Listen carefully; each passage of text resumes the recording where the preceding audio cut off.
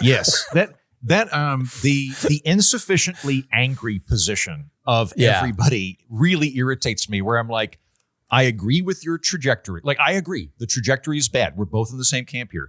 We would probably vote the same way on this issue. I've said my piece on it, but I'm not sufficiently angry.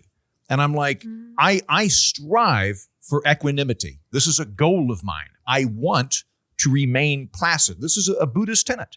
You want to alleviate suffering in other people, but not allow their suffering to cause suffering to you, because that's a net increase in suffering. It does no good. It's not actionable, right? I don't want to be emotionally incontinent. I want to be actionable. And it really irritates me when people are like, yeah, you said kind of the right thing, you believe the right thing, but you're not as angry as me, so you're kind of a traitor. And I was like, no, I'm not playing that. Yeah. I get it a lot. People want me crying and hysterical. And if I'm not that level, then I'm doing something wrong. Because you've shown them you can go there. Yeah. And so now they're like, wait, why is this different than this other thing? And for you, it's like, I ate lunch before this episode and I didn't do it before the episode. I was about to say, for anybody that wants Jen to be crying and hysterical, just wait.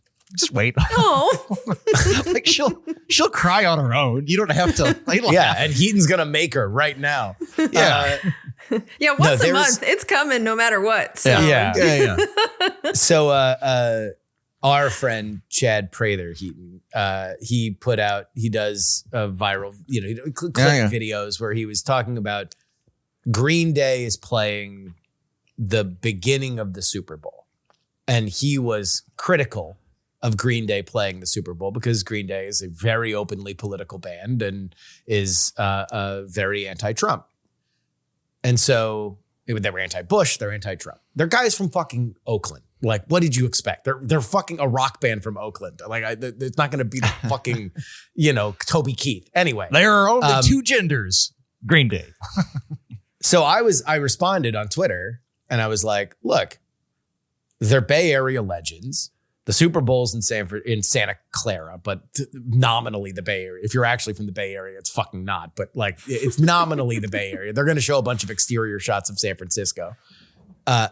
It makes sense. In fact, it would make more sense for them to play the halftime show, because the one thing that Green Day does that the current halftime show, Bad Bunny, doesn't is sing in English, the predominant language of the viewing audience for the NFL. I'm a fan of Bad Bunny, but this is my most boomer take that I have right now, is there are so few monocultural moments we have in society anymore.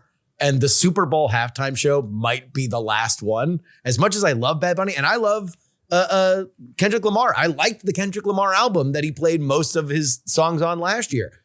I kind of wish he would have done features from his songs with Imagine Dragons and Taylor Swift, because then maybe it wouldn't have had half of the audience's eyes glaze over saying, oh, I don't know that song. I don't know that song. And this is, the Bad Bunny halftime show is going to be, oh, I don't know that song, and I don't know the language he's singing it in. I am totally checked out of this. Where Green Day, they got hits. They would end with Time of Your Life, Not a Dry Eye in the House. Everybody would remember their graduation. It makes sense. Anyway, I say all that to say this. The fucking comments that I get, because I use the phrase politics aside, it would have made more sense for them to play the halftime show. I'm doing a thing that his audience, a conservative audience, who's probably mad that a Puerto Rican's playing the halftime show, would probably agree with, that Bad Bunny shouldn't play the halftime show. So I'm fucking agreeing with them. And all I get is, well, how do you mean politics aside? And then my favorite comment, according to your account, you can't put politics aside since you do the politics show. But I had enough brain power this week to waste their fucking time, which is my favorite. And so he was like, oh, the politics show, but he put commas. And I'm like, my show doesn't have commas in it. And he's like, what does that have to do with the argument? And I'm like, well, it doesn't have commas. Sometimes it can be stylized with exclamation points, but I hope that that's clear. And then I got caught up in some Chinese bot farm where they were arguing about something else that I had posted. But I love wasting those people's time. Yeah, anybody who's clearly in a basement in Beijing, like, God, I will fucking waste your time all day. I've stolen a trick from you, Justin, that I'm going to kiss you for next time I'm in Austin. Hot. Yep. Which is like, so I will, when I do funny reason videos, I'll interact with the comments, and I'll say like 98% of them are overwhelmingly supportive and happy and fun and are just like, that was really funny. Yay. Thank you. But the 2% are the ones that drive everybody crazy, right? Like the way the human brain is wired, we don't look at it and go, oh, 98% of people love this thing I'm doing. Like, which would be the sane, rational thing for another species, which is not us. The way humans are wired is we focus on that little bad part. And when somebody's being a dick, I stole this from you, just question mark. And then they put in 3 paragraphs and then question mark? 2 question marks. Yeah. That's the move. And for the longer they go, just add 1 question mark for each 1,000-word unit that they add to that next response comment. Just 2 question mark. God, it just fucking puts them on a little hamster wheel and they'll just go for days. So on the note of the Super Bowl thing, this is going to surprise you. I haven't put a lot of thought into that so far. But I'll say, like, on the limited government side of things, one of the goals of limited government is to make it so life isn't super political, where like politics is sort of restrained into one sphere and we don't deal with it all the time. So I find it odd that there's this very large group of people that are nominally conservative that want to make everything political. Like, that is the thing that we're trying not to do. But I heard this great explanation a few years ago that is one of the best ones I've heard. About half of Democrats don't like markets, and about half of Republicans don't like Democrats. You can adjust the numbers however you like on that, but I think that there's something to it. Like, that seems to be a lot of the animus. That Democrats don't like markets? A lot of them don't, or are skeptical of them, or anti-corporate or whatever. So like that's where their antipathy is going to go. Whereas a lot of Republicans just don't like Democrats. Oh, and like okay. that explains a lot of the weird rancor we get. It's also just culture. I'm in a group chat with 3 friends of mine that have been friends since high school, right? These guys would not have known a fucking Senate candidate from their asshole for our entire friendship, right? They would not have known Lawton Chiles if he walked up to them. Now Trump is speaking at Davos this morning. They're all talking about it. The one guy who makes his living talking about politics is the only one not watching Trump talk live at Davos because I cover him. It'll be there. I'm aware of what Trump does. He gets up, he rambles on about a bunch of stuff. It'll be there when I need to talk about it. I don't need to watch it live, especially if I'm politically agitated by it, which all 3 of them are. And so it just serves as this like moment for them to trigger themselves and have the same conversation that they have every single day about Donald Trump. Well, but I'm actually really happy to hear that because I did watch it live because I'm in Europe, so it was at 2:30 in the afternoon. But it is just like this Greenland thing is all consuming here in a way that I don't know if people in the United States are aware of. And so I was watching to basically see, is he going to humiliate us here? And like the answer was yes. And I was telling Joe, like, I'm annoyed that I don't think Americans are watching this and that Americans aren't aware of what is happening. Like, who would watch the World Economic Forum? So to find out that your normie friends are watching the World Economic Forum. They're not normies. They're all like never Trump bitter-pilled. Oh, well, still, I'm glad that there's some awareness of how insane this fucking is. Yeah, we will get into all that. My larger point is just like, God, it maybe there was at some point I was like, man, nobody wants to talk politics with me. I wish more people would want to talk about politics. And then with me. The monkey paw twitched. The monkey paw twitched. This is all I wanted, and now I never want to talk about it again. I'm like, I get paid for it. I would fucking God. There's part of me that just like wishes like for the sweet embrace of like never having to do it again. Like I just like I want to break down Michelle Tafoya's Senate launch video. Like I don't. A lot of the stuff that we talk about here, up to and including the Greenland thing, we're going to get into that, is like, look, these are kind of slow moving things. Like they happen slowly and then all at once, but your priors probably aren't going to change. It's not like hairpin turns are going to happen between here and there. And largely what frustrates us is that we watch things and we're like, why aren't people feeling like me? Which is like the most useless fucking emotion that we can have as humans. It is like literally the human condition that we are torturing ourselves because of other people's opinions and thoughts.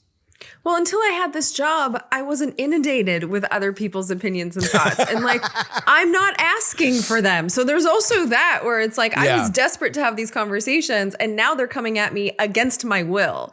So it's a different dynamic. It's on my end, I'm thinking about maybe like my morning routine, Monday, Tuesday, Wednesday, is I wake up as if from open heart surgery because waking up is always traumatic for me. But I wake up and then I will drink coffee and I'll read newsletters in bed for an hour, hour and a half, which I felt really lazy about for a while until I realized I'm literally doing my job within 6 minutes of waking up. Yeah. And so I really enjoy it. It's very nice. Like I'm in fairly passive mode. I just want to consume stuff.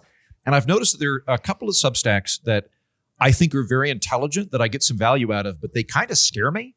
Like I leave going like, maybe I should buy gold. Maybe I should buy a gun. And I'm like, maybe I shouldn't read that Substack very often. If the emotional impact that you have is I hate other people or I'm afraid of other people, unless that's leading to some actionable step that is going to make your life better, you're just consuming fear and hatred. And I might cleanse some of my more frothy Substacks. Or just read them later. Yeah, maybe. Or yeah, who knows, something like that. But I think starting the day with scary stuff is never wise. Like I think it might have been you, Andrew, who taught me the phrase Herkle-Durkle. Was that you? Nope. Okay. It very much sounds like a sitcom I would star in the 1990s, but no, it's not me. So a good Herkle-Durkle is when you're awake, but you just stay in bed. And I'm a big fan of doing that. So I think you're Herkle-Durkling when you're reading newsletters in bed. But my a little more Durkle than I'd like, but a lot of Herkle. Well, my rule for my Herkle-Durkle is it's got to be fluffy stuff. You know, I can do Duolingo and I can kind of go on Instagram, but I don't do anything really serious. And if I do jump into my Substacks, it's like Jamie Dupree, who's a congressional reporter. He just tells me what they did. He's never hyperbolic. My more scary ones I kind of save until after because it sets the tone for the day. But you end up ruminating on it. Like 90% of the stuff, like I've got kind of two categories. I've got humor. So I've got like The Onion, Clickhole, Babylon Bee, Jeff Maurer, and Cartoons Hate Her. That's like kind of the regular line. And I'll go into that and like look at the She's headlines. Great. And I love Cartoons She's great. Hate Her. And then I'll move to the overall newsletters, which are 90% other pointy-headed people that want to talk about a white paper they read one time and try to like merge it into Bad Bunny or something like that, which is great. It's a fairly small amount of my newsletters that are histrionic. Name them. Oh, well, you know what? I'll tell you the one that my friend Mohit turned me on to a guy named Rod Dreher, who I hope you meet, by the way, because he lives in Budapest. Rod Dreher is a really interesting guy. I find his takes interesting. He's almost like parallel universe where I might have gone if I had stayed both Republican and Eastern Orthodox. Like there's some alternate universe where I'm like on the same wavelength as that guy. He's, I believe, what we would call a post-liberal. So like he thinks liberalism didn't work. He's very pro-Orban, very like populist kind of ethno-state, as in there should be Slovakia should be predominantly Slovakians. Poland should be predominantly Polish, right? So it's an interesting milieu. He's also pro-Trump, but spends a lot of time criticizing Trump. I think he could bit off more than he could chew. But he spends a lot of time talking about the Weimar Republic and how we are in the twilight of the Weimar Republic. And it's that bit where I'm like, unless I'm doing something, unless this does something for me here, it just kind of makes me anxious and think I should buy gold. Yeah. The problem is that we have now fully message boarded media. And anybody who's been on a message board, who's really like dedicated time to a message board of any stripe, of any interest, you find out that the most popular people on the message board are the most controversial. That's it. It's not the most helpful people. It's not the most interesting people. It is the people who cause the most controversy, because that is what gets the replies and that is what gets the traction. That's what stays higher on the message board. And eventually there is a moment where heavy-handed moderation has to come in, and you have to either start banning people or doing things if you want to maintain a certain kind of gardens die by vibe. pacifism. And we have not learned that lesson. And like now I'm very happy Substack has exploded because I moved my show there. But the top Substacks are fucking hysterical. Like they are like screaming, yelling, the sky is falling every single day. That's what sells, because like any message board, it's the most controversial things that win. And you know, that's kind of where we are. Now there's other people that do a great job that are, you know, slot into more traditional places. You still get your Nate Silvers and Matt Iglesias that keep up a certain level of publishing, and they have an audience, a consistent legacy audience that will always kind of be there. But the people that have been, you know, that have exploded are people that are screaming that we're all going to die, and Ryan Lizza airing his ex-fiance's dirty underwear on Substack. That's pretty much it. I am so happy that I have got an audience that likes me being calm and thoughtful. Like to steal and paraphrase a Justin Robert Young idiom. I am the bacteria at the geyser flap at the bottom of the ocean. There's this weird niche in the ecosystem that I am allowed to do, and I can make a healthy income doing it. I'm not huge, but it's enough to cover the bills and it's a good size. It's a good size. It's a good size. It's a good size. You know what? It's a lot of the time medium's better anyway. You know, but I'm so pleased because I know that my audience would prefer that I be funny and calm and give an in-depth analysis of something. And like, I'm so glad that I stumbled into that particular audience and have been able to carve a life there and don't have to compete in the histrionic, I'm going to make money through emotional incontinence, fear, and hatred. I'm so glad. One time I did a bit on PX3 where I just very loudly and angrily argued a conservative point and a liberal point against each other. But it was me kind of doing the like and another like that. And there was a section of my audience. I don't know about it. It was everybody. There was a section of my audience that was like legitimately mad that I even just to know that I could do it. They were like, stop. Don't ever do that. Don't ever show me that you are capable of raising your voice and screaming about these things with that kind of point of view. Even if they knew, even if I did the opposite, and I was literally just showing that I have the capability to do it, they were like just not into it at all whatsoever. I mean, in some ways, I am a little, I'm not going to say jealous of the people that do that. I don't know what word I'm looking for, but they kind of get to play a character. You know, like by being the hysterical person that's just on one side, there's a separation I think you get to do that I don't know if we get to do that. You're trapped there, though. We have a lot more freedom. Like we can say exactly what we want and we can migrate, you know, and sort of like move within every pundit, in my opinion, gets to kind of move 15 degrees in either position. But because we've kind of put ourselves into a very unique and true to ourselves zone, us moving 15 degrees is just kind of the natural grazing area of stuff. But if you're to put yourself in an artificial position that is like at the most advantageous because you're screaming and yelling, then if you want to go more than 15 degrees, which is probably closer to your actual opinion, then you really get yelled at. You really get, you know, people like you're betraying. Well, you get two sorts of people in political analysis. You get warriors and scouts. There was a lady, I can't remember her name, Rachel something, that wrote a book on it. Dolezal. It was Rachel Dolezal. Thank you. It was Rachel Dolezal, great lady. But it elucidated a lot for me. There are people who view their jobs as I have to defend my team, even if my team is wrong. I can't say that. Yeah. I can't say, I think we got this thing wrong. And I despise them. Yeah, I met a lot of them when I worked in corporate news. Like, and a lot of them were attorneys. Like they're trained professionally to, like, when you're a defense attorney, you can't go, yeah, you're right, my victim did shoot somebody, he should probably go to jail. You can't do that. You have, like, it's your job to just go as hard as you can for your side.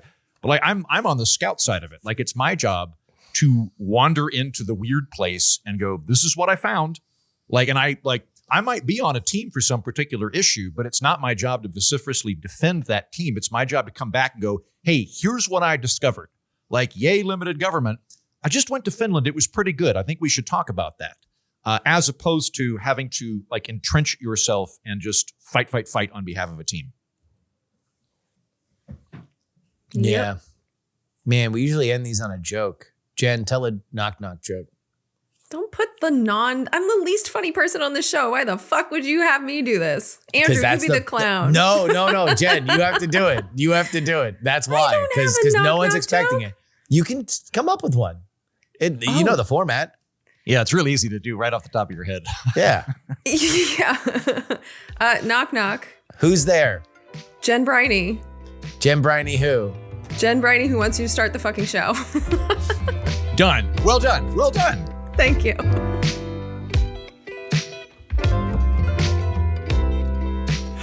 From Austin, Texas, I'm Justin Robert Young. From Valencia, España, I'm Jen Briney. And from Washington, D.C., I'm Andrew Heaton. We're not wrong. On this edition of the program, we will be talking about the text diplomacy of Greenland. It's actually advanced a little bit since Donald Trump made his way, after a brief hiccup, made his way to Davos and gave a speech there. Also, the United Kingdom is considering a social media ban in the vein of Australia. All that plus your emails from last week. President Trump exchanged text messages with Norwegian Prime Minister Jonas Gahr Store after Store reached out to discuss global security issues, including Greenland, Gaza, Ukraine, and the U.S. tariffs, proposing a call to de-escalate tensions. This was all Sunday afternoon leading into Monday. Trump replied that after being denied the Nobel Peace Prize, despite what he claimed were efforts to stop multiple wars, he no longer felt obligated to, quote, think of purely peace, though peace would remain important. He argued that the United States should prioritize its own interests, questioned Denmark's claim to Greenland, warned of Russian and Chinese threats, asserted his contributions to NATO, and stated that global security required U.S. control of Greenland. That text was leaked to multiple outlets. PBS first, which made me think it was fake. It was not fake. Donald Trump then leaked multiple text messages that were sent to him from Emmanuel Macron and Rutte, the head of NATO. It has led for a very contentious World Economic Forum summit that is happening currently in Davos, Switzerland. And Trump spoke hours before we recorded this on Wednesday, in which the top line amongst, look, you gave Donald Trump a live mic, so it's going to ramble. But the top line, at least when it came to Greenland, was that he ruled out taking it by force, which is, something. Sorry, he ruled that out, you say? He did. Sort of. So I watched the whole thing, and they are going to hold on to that sentence. But then he went on and on, as he does. And at multiple points, he was like, we have the strongest military, which, we found out 2 weeks ago, and then went into detail about how easy it was for us to do what we did in Venezuela. And then it talked about all these, big ships that we have and these intense weapons that we have. And if we wanted to take it, we could. Like, it was very, like, we're not going to take it by force, but let me go on for 45 minutes about how powerful we are. And, like, I felt that it was threatening, even though that sentence is going to be replayed over and over again. Like, watching that speech felt very destabilizing. I was so embarrassed as an American. And if I were a European leader right now, I would be thinking very hard about I just don't think that I could do any kind of negotiations with this guy. Like it was a very threatening speech, and it was a very insulting speech to European leaders. He definitely bragged about his friendship multiple times with Vladimir Putin. It was bad. It was worse than I thought it was going to be, and I didn't have high expectations, but it was incredibly insulting to the leaders of Europe. Well, Jim, we'll start with this. On a scale from 1 to 10, how important is this Greenland story? So I think it's as important as it gets, but I think it's because Greenland and the threats to Greenland are part of a bigger picture story here, which is, and this is what they call it, but the international order. It's something that since World War II, and like this is something that when I talk about the international order, sometimes it sounds a little Alex Jones. When I started Congressional Dish, I was somewhat politically aware, but it wasn't until I started watching the hearings about our role in the world that I really started to understand that our entire foreign policy has been creating and maintaining this international order. We were the hegemon. We were taking care of it. Our bases, being all over the world, we were the protection of the international shipping lanes. That's how this whole World Trade Organization, this whole, globalization of trade was possible. We provided a stable financial system, or at least until 2008. And we created dispute settlement systems so that we could solve problems with, contracts instead of wars. And so this whole system is what we've built. And right now, it is very much falling apart. I mean, if you really want to hear the most eloquent description of what is happening, I do think it's worth everybody's time. It's available on C-SPAN, but listen to Mark Carney. He's the Prime Minister of Canada. It was about a half-hour speech, but he really nailed it in a way that was like very open, where he was saying like this international system was kind of built on a bunch of lies, because always like the powerful companies or countries had the ability to do what they wanted to do. But we all kind of built in, like we bought into this myth and it was working for us. And he basically said like, it's no longer working. In fact, I actually wrote down a quote from this because it was perfect. He said, "You cannot live within the lie of mutual benefit through integration when integration becomes the source of your subordination." The recklessness and chaos of our president is tearing apart this international order. So it's like you look at these bases and the way we have protected everyone around the world. Well, now we are threatening to use that system that the world has allowed us to build all over the world to attack other countries. And we did it in Venezuela. We are openly threatening Colombia and Iran and Cuba, but now we're also threatening allies like Mexico, Canada, and Greenland. And so Greenland, it's a piece of this bigger puzzle, right? The stable global financial system, we have been declaring economic war very recklessly.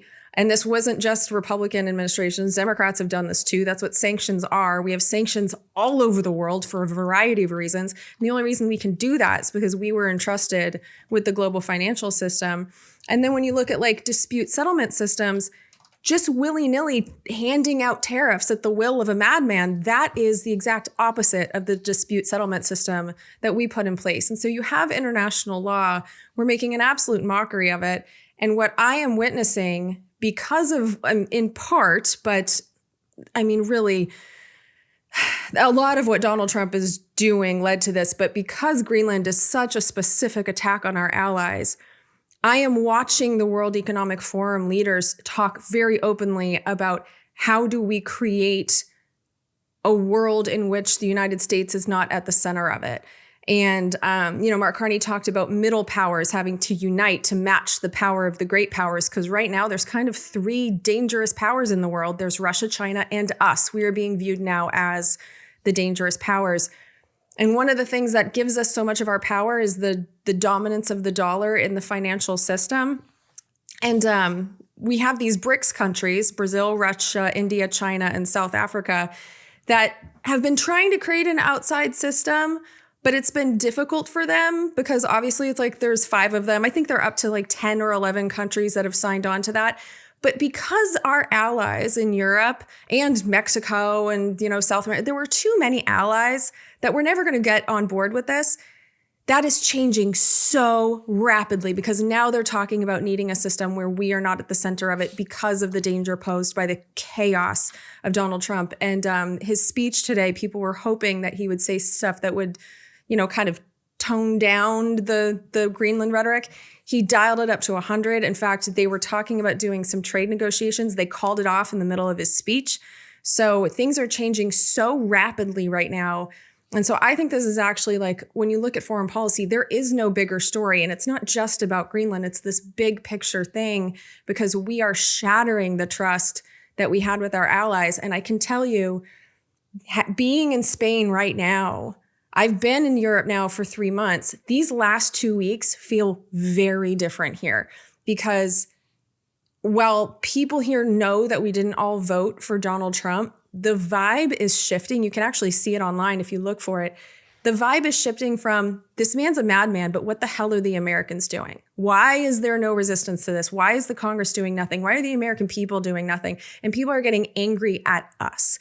And so there's open talk around here. If we do, try and take Greenland, whether it's by economic force or actual force, of limiting, Americans' abilities to come here, there is lots of talk about waging economic war against us, which they can actually do. And there's a lot of talk of tariffs, but I think what we should be more afraid of is how much of our debt is being held by these other countries. If they sell their treasuries, like they can set off an economic bomb here quite easily, especially if all 27 European countries unite and do it together. So, it's not just Trump now. They're now starting to get actively angry at us. And honestly, I feel that. As the host of Congressional Dish, I'm watching the inaction of, Trump seemed insane on that stage today, you guys.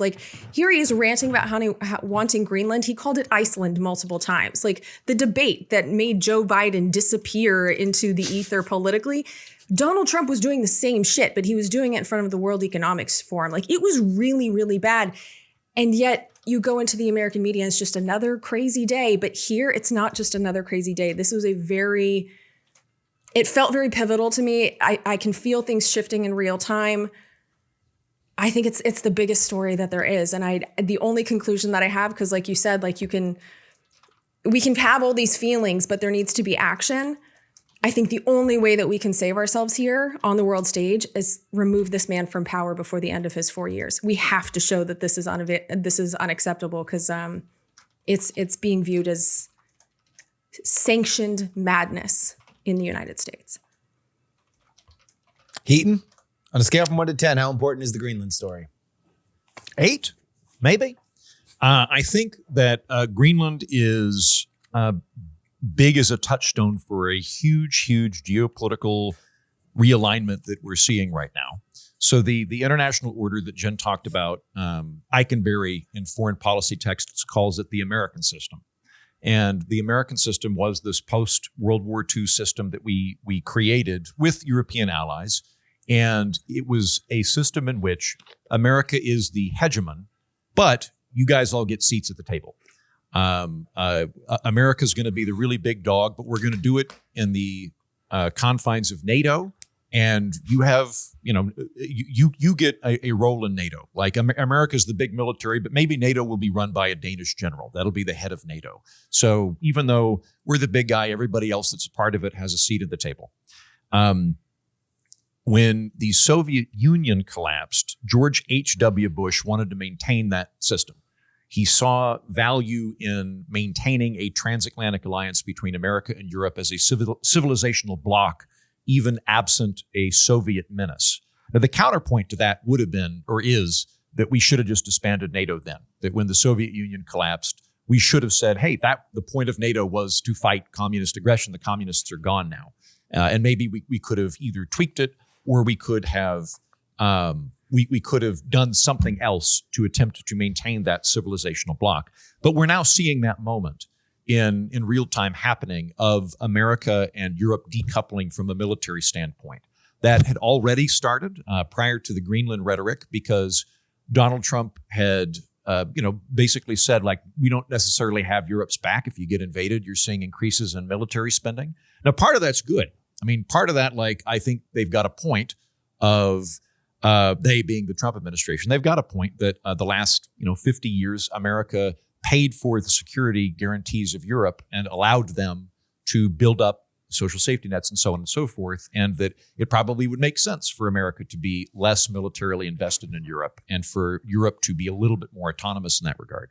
But the cleaving of a civilizational unit, I think, is overall a bad thing. I would not view it as a good thing if Europe became an independent superpower that had different ambitions that were contravened to that of the United States. That would not be good. I would like us to stay more or less on the same page and view ourselves as allies.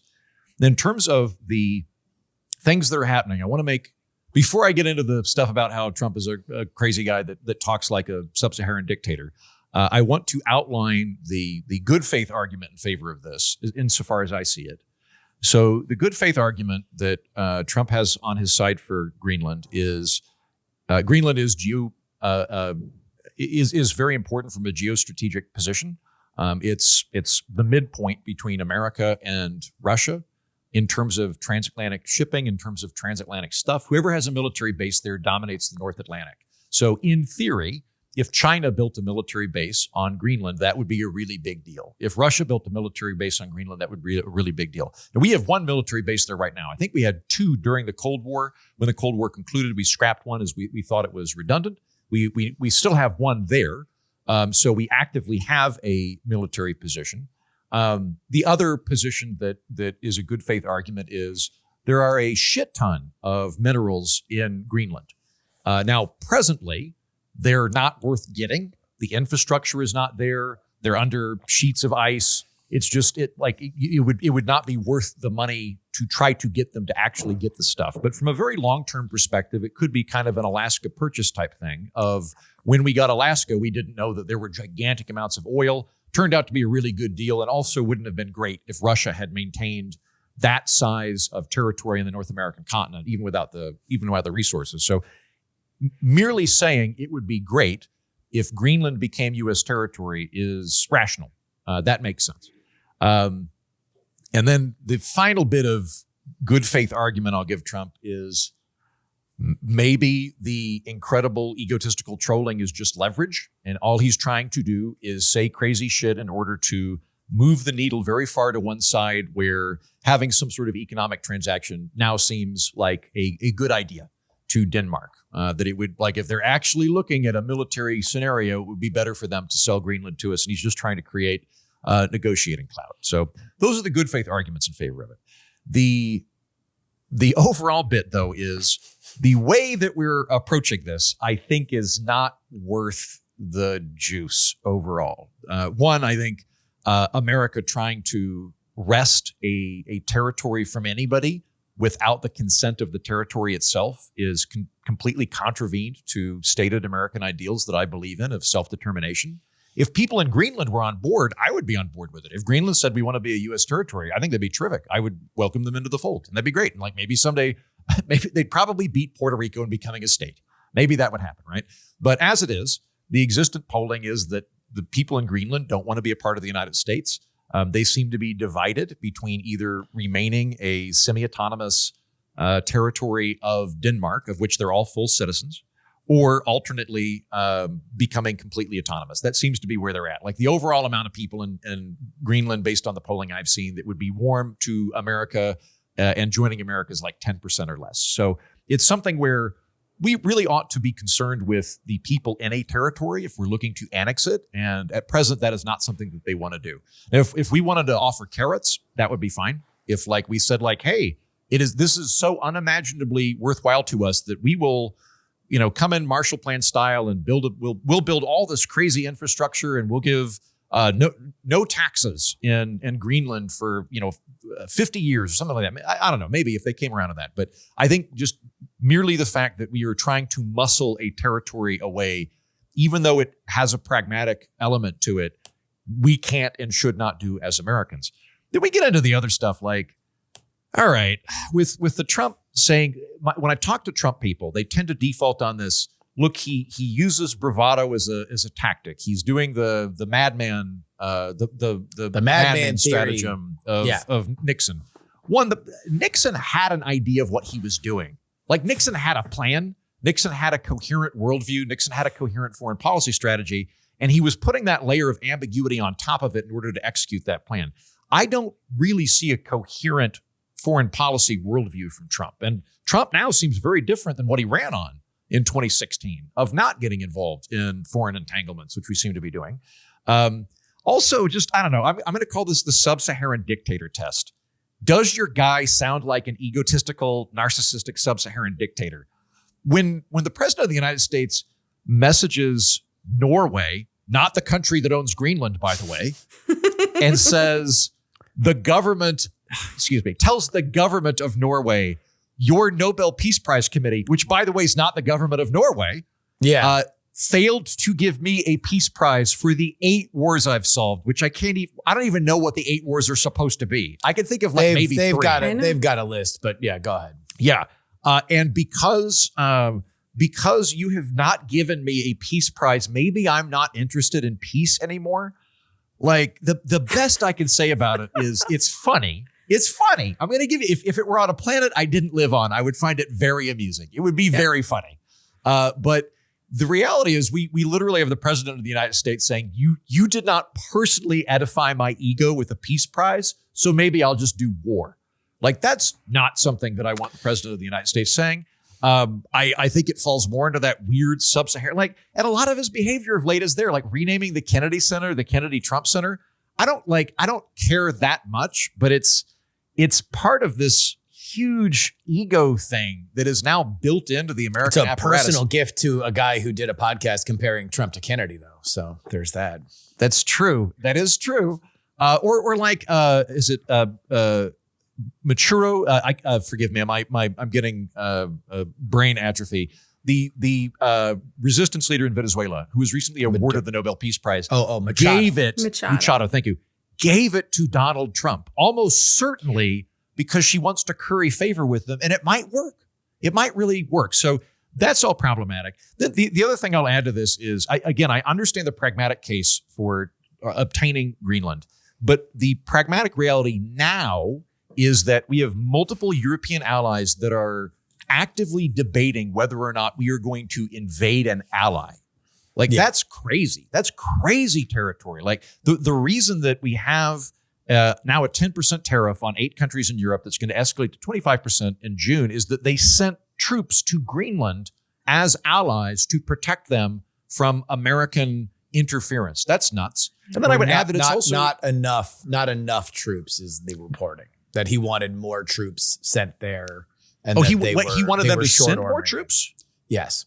Oh, I misinterpreted that one. Hold on. I thought it was they were sending troops over to potentially fight for them. No, he was upset America. that they sent 2 dog sleds. And that was the report was that Keir Starmer had talked to him and convinced him that he had gotten bad information and that there was more military going up there, and therefore there was a path for de-escalation. I'm understanding it the same way Andrew is. I there was the dog sled comment, but then there was military exercises with 8 countries, and in retribution for those 8 countries, he said that he was putting the tariff. So that's how I understand it. Yeah. The reporting that I read on it was that they were not taking it seriously and that they were slow walking it, and that he is frustrated that the Europeans are not clear about, for all the complaining that happens about the United States not investing militarily enough. Now they don't want them to invest militarily, but it would require taking control of Greenland, blah, blah, blah, blah, blah. Okay. Well, the final bit I'll say on that is, were we actually to use military force in Greenland, which we might, I'm not entirely clear on that. That seemed ridiculous. At the tail end of last year, I did an episode on why Trump wants Greenland. And at the time, I thought this is kind of out of the box thinking if we approached it the right way of maybe we buy Greenland.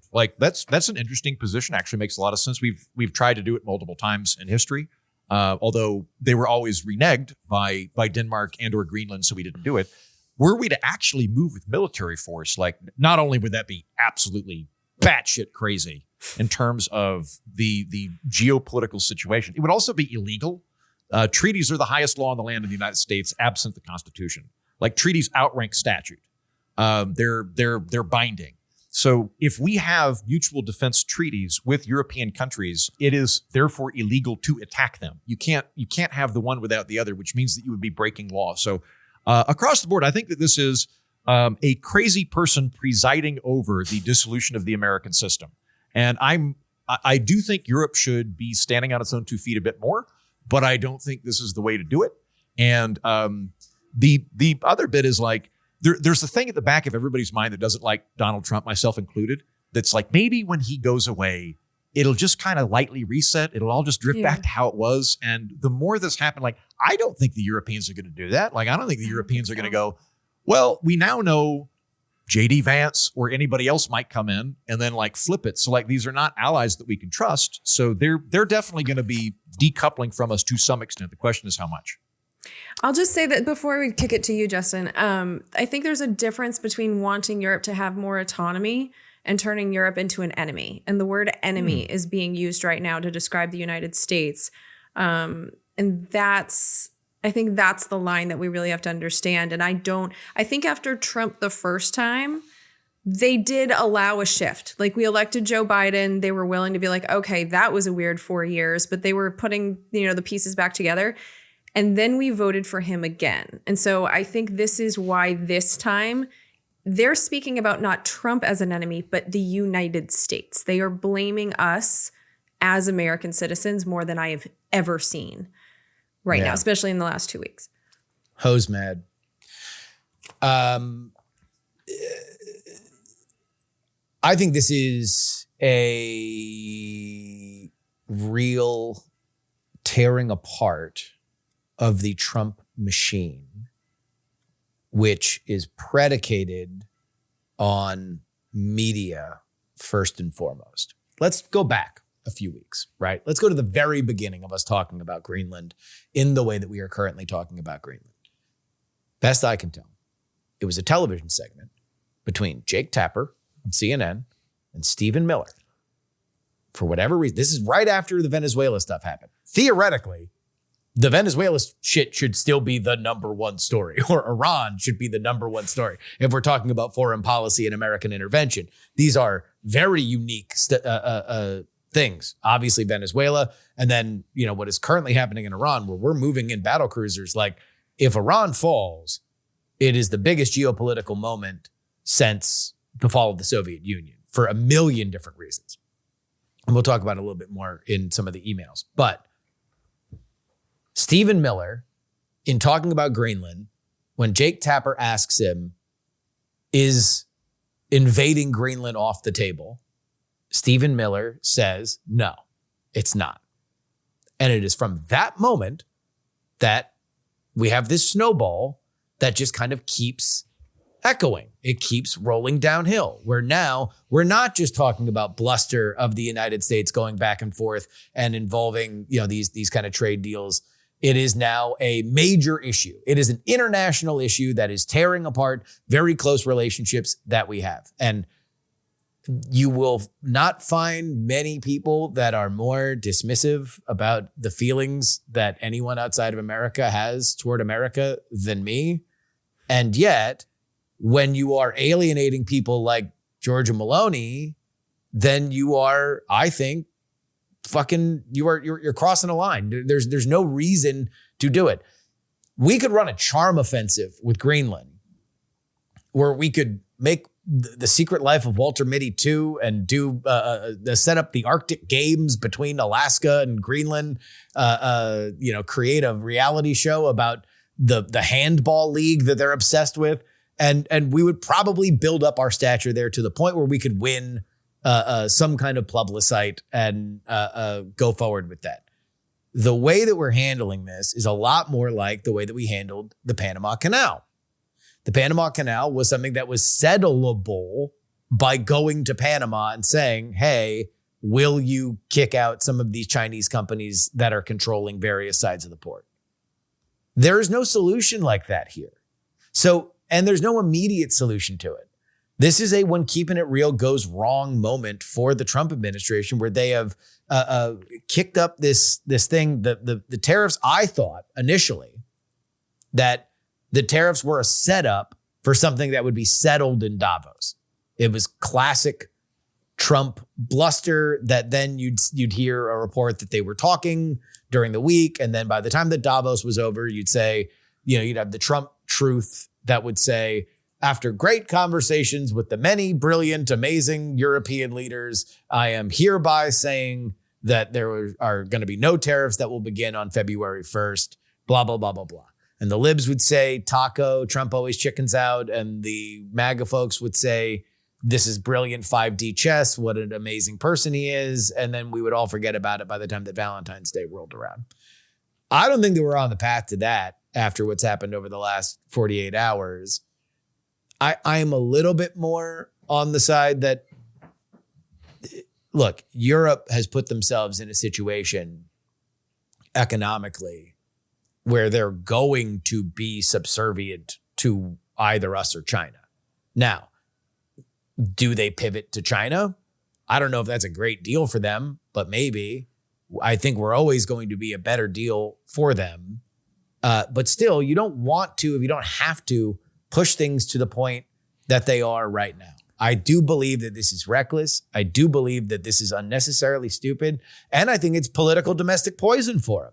Nobody in the MAGA base gives a shit about Greenland at all whatsoever, unless you are defining yourself entirely by what Donald Trump says every single day, at which point you had to learn the pronunciation of the Chagos Islands and Mauritius over the last 48 hours, because that was another thing that he wanted a fucking truth about. Then you don't give a shit. You don't give a shit at all. You give a shit about whether or not your groceries are cheap. You give a shit about whether or not your son's going to war. You give a shit about whether or not your 401k is going to be better or worse than it was. And Donald Trump has a spotted domestic track record 1 year into his second term. But they don't give a shit about Greenland.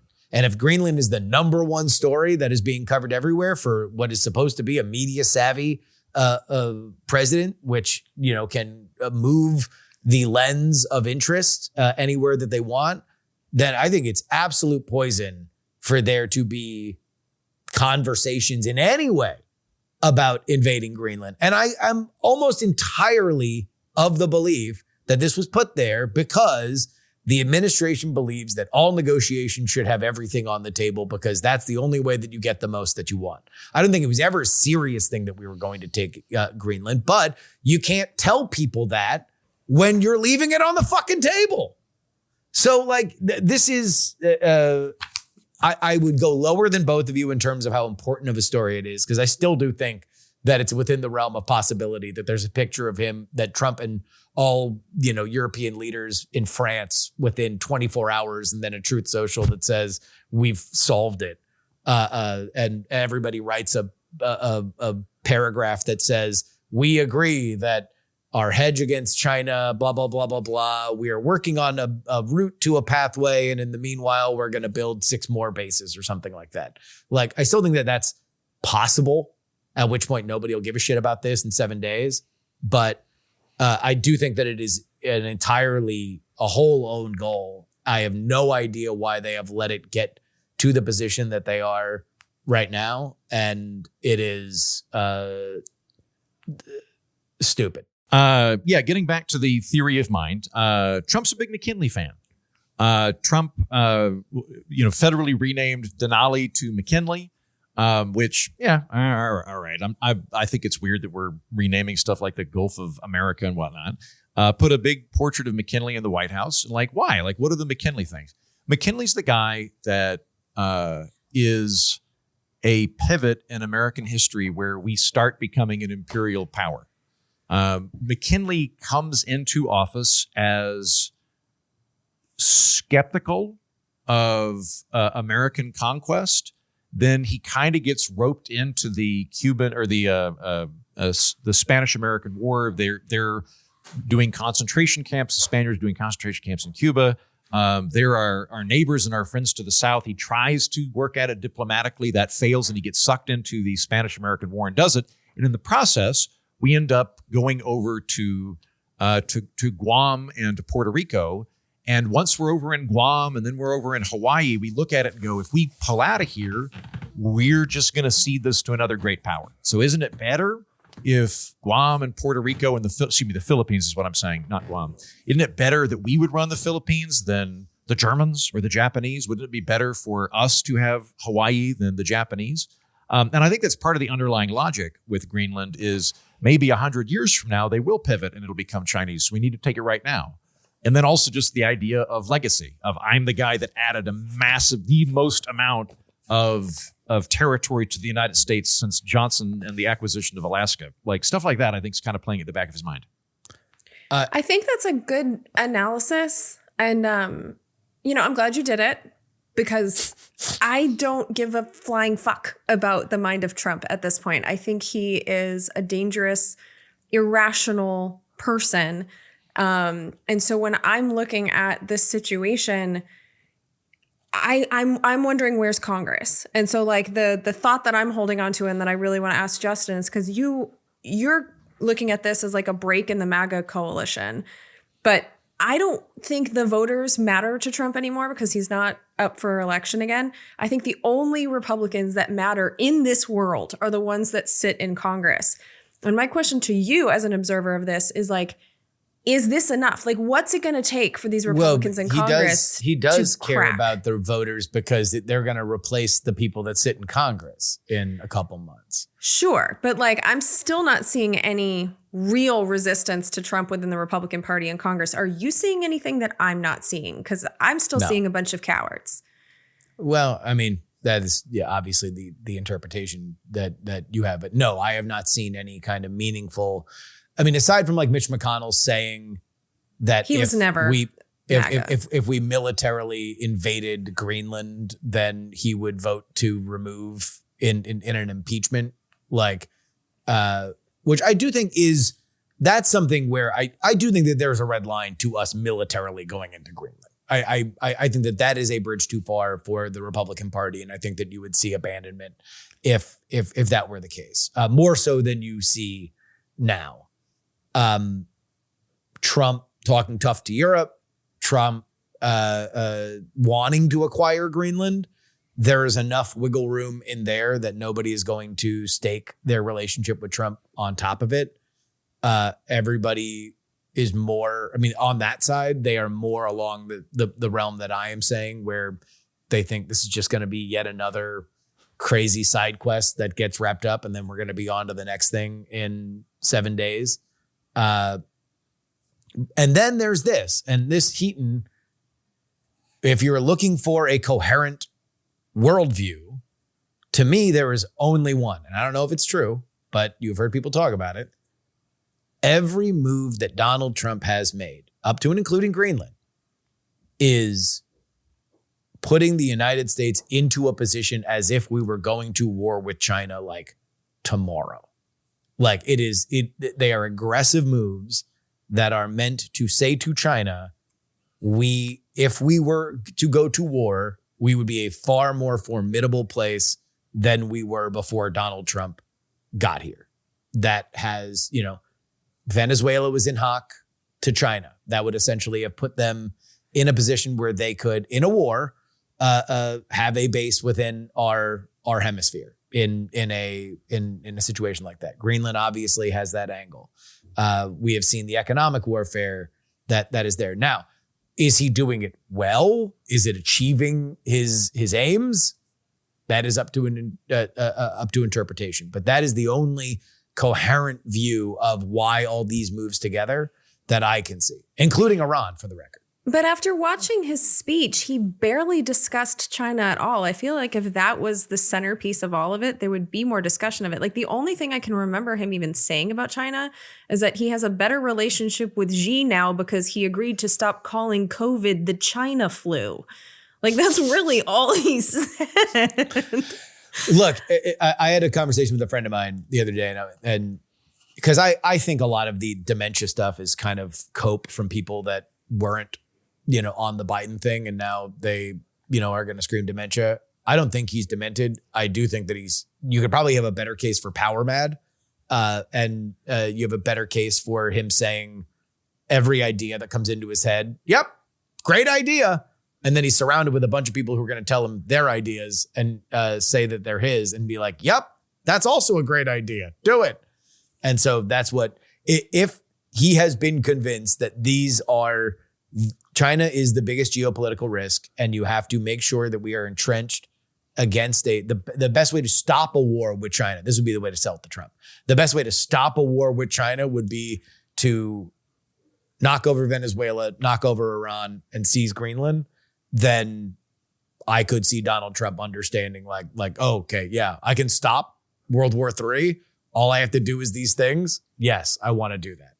It seemed more like growth for the sake of growth to me. I think he wants the United States to physically look bigger. Just because, like, even from the RNC, when we were sitting here, we were sitting there, and you know this, but I was sitting reading his teleprompter speech and then taking notes of all the shit that he said when he went off script. And there was a lot of China stuff in there that just isn't present. And it was the same type of deal, because you can actually see his eyes when he goes back to the teleprompter. Like at the very end, he starts reading and he gets real bored with what's on the screen. Like you can tell. And unlike at the RNC, he wasn't going into the China thing, but he was talking, like he even posted that thing on Truth Social where he had a map and it was like the United States, Canada, Greenland, and Venezuela all were red, white, and blue. Like this guy, I think sometimes we just have to take him for the simpleton that he is. And like when you hear his speech today, it was a lot about growth. You know, our economy is growing. And I think a lot of it was lies, but he was very much focused on like growth. And to have this land, because even like the idea that he would want it to militarily fight China or Russia or whatever, the deal that we currently have with Denmark is that we used to have over a dozen bases there. It wasn't just 2, it was over a dozen. And we have a deal where if we wanted to put another base there or another dozen, we don't have to ask permission. We can just do it. So we have as much control over Greenland as we need militarily, but he wants to own it. And he keeps saying it has to be ownership. So that's why Europe right now is like, what do we do with this guy where this isn't like, we want these strategic things. How do we make this work? He just wants to own it like a giant baby who wants to sing. But he said the same thing about the Panama Canal, and then he settled for like lack of Chinese ownership in the 2 ports. I hope that Justin's Chinese gambit is correct. There's a part of me that just wonders if the Trump foreign policy doctrine is making guys in trucker hats say "fuck yeah," like just like dick swinging for the sake of dick swinging. I don't know if that's the same. I don't think that we're in the 2000s anymore, and you have the kind of Toby Keith conservatives. 2 Toby Keith references this episode. Shout out, where it's just like yeah, fuck yeah, America, we do what we want, like. There's an element of that, but they're fucking Trump super fans. Like it's not making the independent leaners happy. The independent leaners would be happy with falling gas prices or stuff like that. If there was if taking Venezuela meant that we had sub-dollar gas, they'd be like, fuck yes, we should have taken out Maduro, years and years ago. If it's Greenland for the sake of like even the hedge of like, we need to make sure that we own Greenland so China can't buy off politicians and also put a base there. And now we're talking about like, yeah, we have the ability to put a base there, but also China does blah, blah, blah, blah, blah. Like even then it's not affecting the real lives of real people on the ground here. I don't think it helps his MAGA coalition. And I don't think it helps the Republican leaners that put him back in office because they didn't like what was happening with Biden. And would be the coalition that would march forward. You know, I just don't think it's a coalition thing. I really think this is about Trump's ego. Like, I think Andrew's onto something with this McKinley thing, because that guy was able to like acquire things. And I think Trump just wants to be the guy in the history books, and his legacy be he made the U.S. bigger. That's the only thing that makes sense to me here because of all the things that you've said and the reason this doesn't make sense politically. But I don't think he's thinking about that. Like, this really does seem the whim of one man, because when you look at Republicans in Congress, no one is saying that they support this. I mean, MAGA Mike is the closest by being like, well, it kind of makes sense. Well, his entire career is based on Trump, so he's not going to like get too far out of his pocket. Exactly. He's the closest, but like the others are saying this seems a little crazy. This could be a red line for me. Now, they're not actually acting on it, which is why I asked you that question. But there's no real political support for this that I can see anywhere. And yet he tripled down in that speech today to their faces. And so I think it has more to do with him being a madman. I wish it wasn't like, I wish I could think of something more sophisticated than that. But it is so illogical that that's all I can really, it's the only way I can make sense of it, because I don't think it's a political calculation. And I don't know how Marco Rubio is dealing with any of this. Because as like the senator from, when he was in charge of, was it not foreign relations? He was the other war-related Venezuela. He's in charge of Venezuela. He's in charge of the State Department. He's in charge. He's about to become NASA the temporarily. I believe he's Vance's, running NASA. Fourth kid. Yeah, but he was a very big world order guy. So to be the Secretary of State as it unravels, like, did he never have principles? Is he behind the scenes trying to slow this down? Like, none of this makes any sense to me other than we're dealing with a crazy person. Yeah.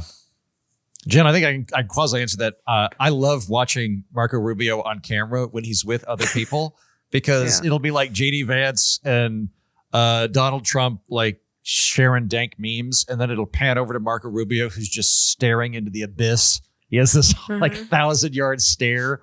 I think that's what's going on in Marco Rubio's mind, and has been pretty, with the exception of when we toppled Venezuela, what I think he was thrilled with. Other than that, I think he's just been like, oh my God, I have to do all of this. I'm the only person who's sober.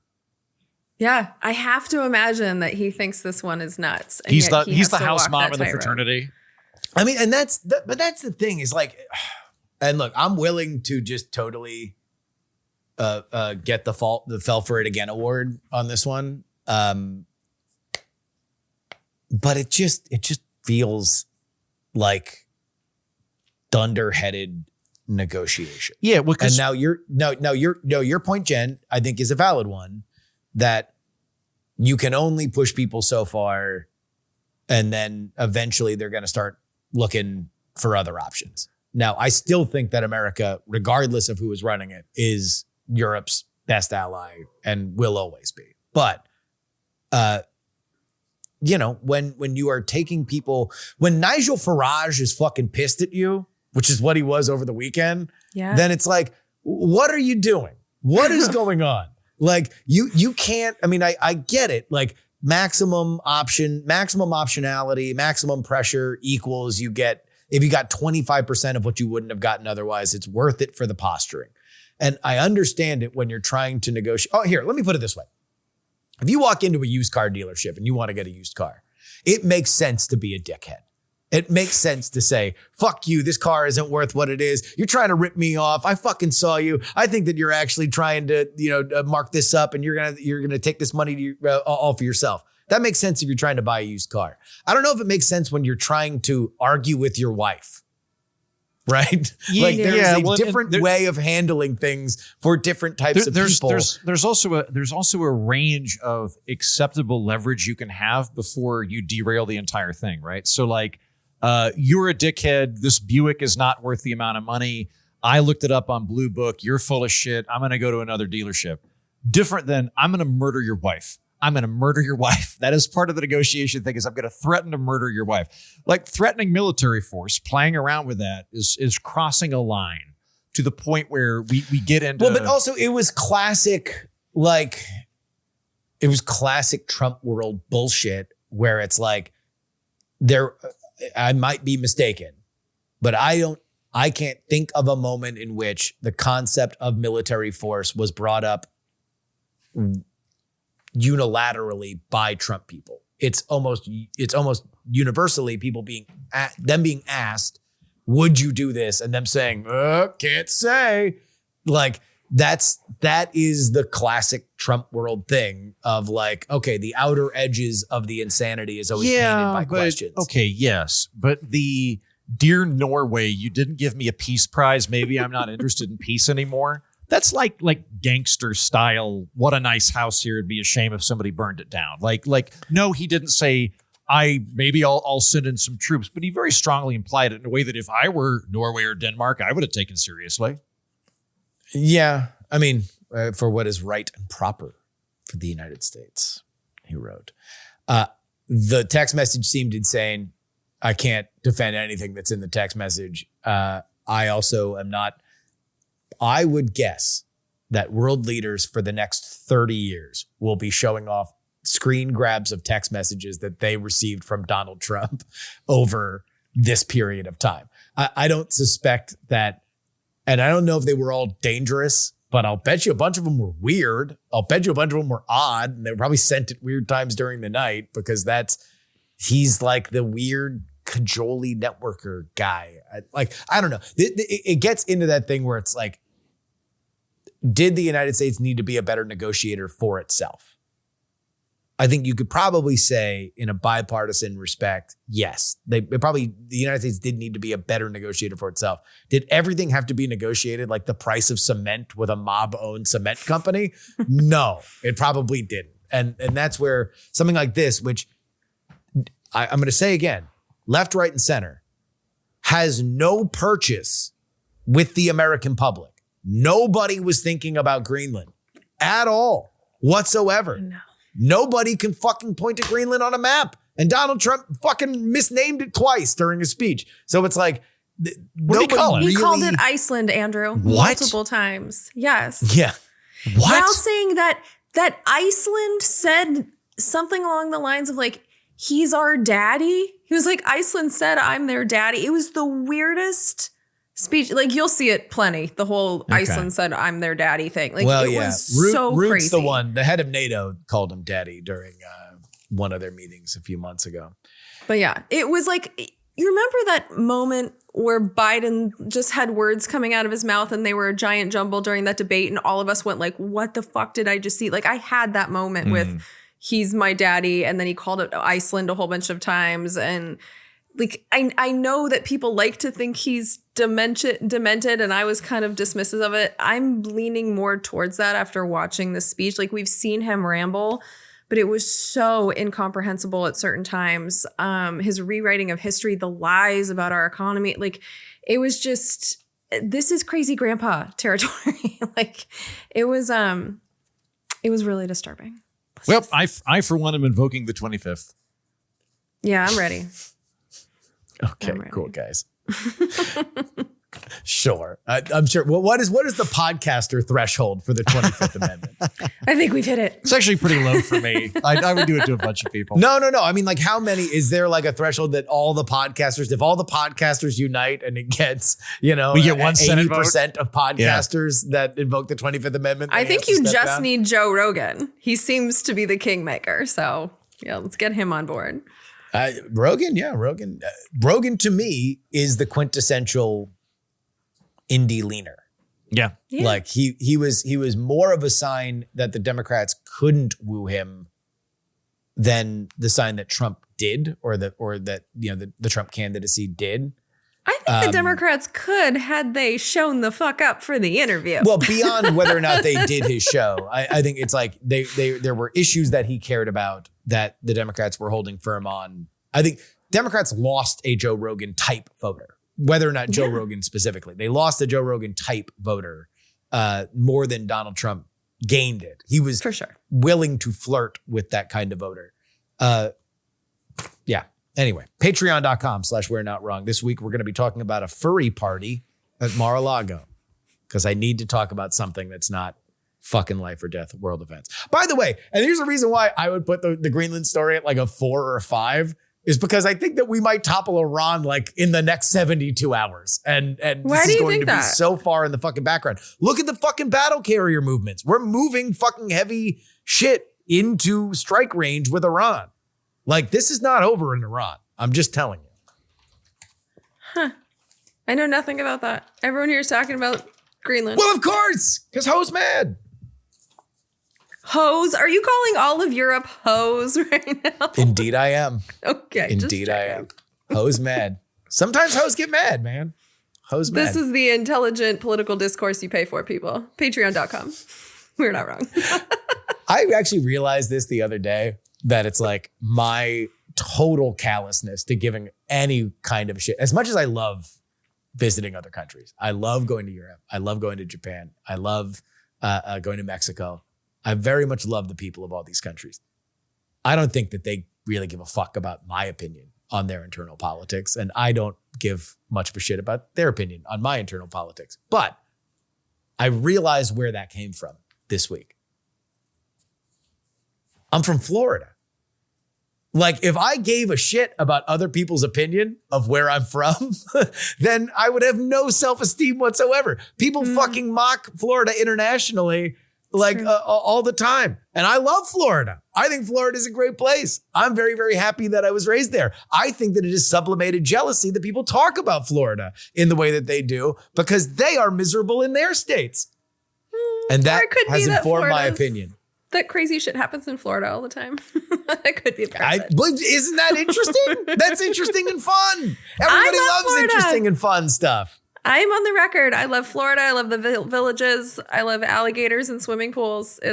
I love all of it. Yeah, now you have your annual volleyball trip in the Panhandle. Sure do. And it's it's twice a year, man. And I love it. Twice a year now. Oh, yeah. Well, yeah, this year it was April and October.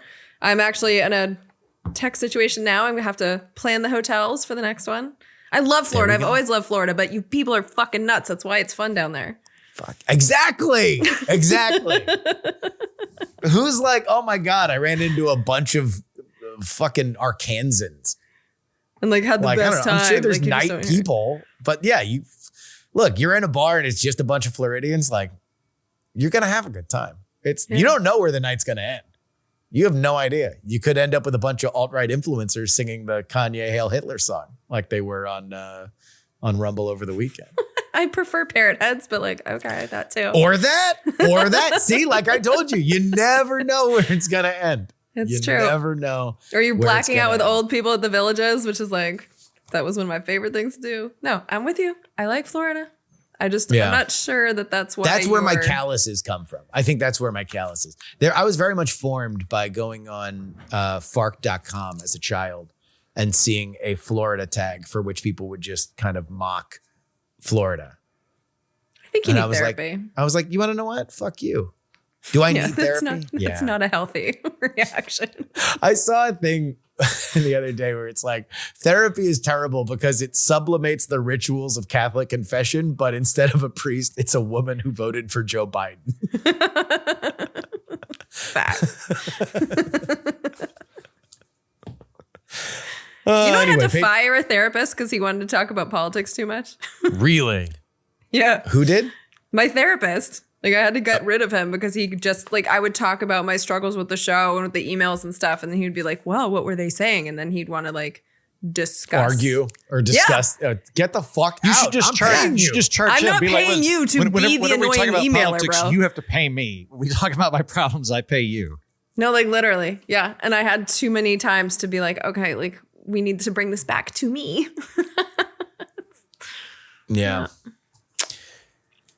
Well, let's talk about the United Kingdom. UK Prime Minister Sir Keir Starmer, signaled a potential shift toward an Australia-style ban on social media for under 16 citizens, despite previously opposing such measures. Facing pressure from more than 60 Labour MPs and an imminent House of Lords vote, the government announced a consultation on restricting children's access to social media, including a possible age ban, curfews, time limits, and limits on addictive features like infinite scrolling.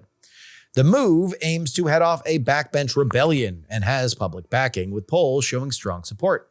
Conservatives, led by Kemi Badenoch, criticized the plan as a delay, while some charities warned a blanket ban could have an unintended consequence or two. Mr. Andrew Heaton, first Australia, now the UK is considering it. Is the United States next in a social media ban for minors being discussed? I think it's very unlikely to happen here. I'm going to, whenever is it going to happen in America and it involves legislation, the answer is probably no. I'm just going to assume no. I think also, like it or not, there's probably a whole lot of lobbying influence that the tech sector has. So is it likely to happen? No, I don't think it's likely to happen. So instead, I will concentrate on the ought rather than the will. I'm 60% no, 40% sure on this particular measure.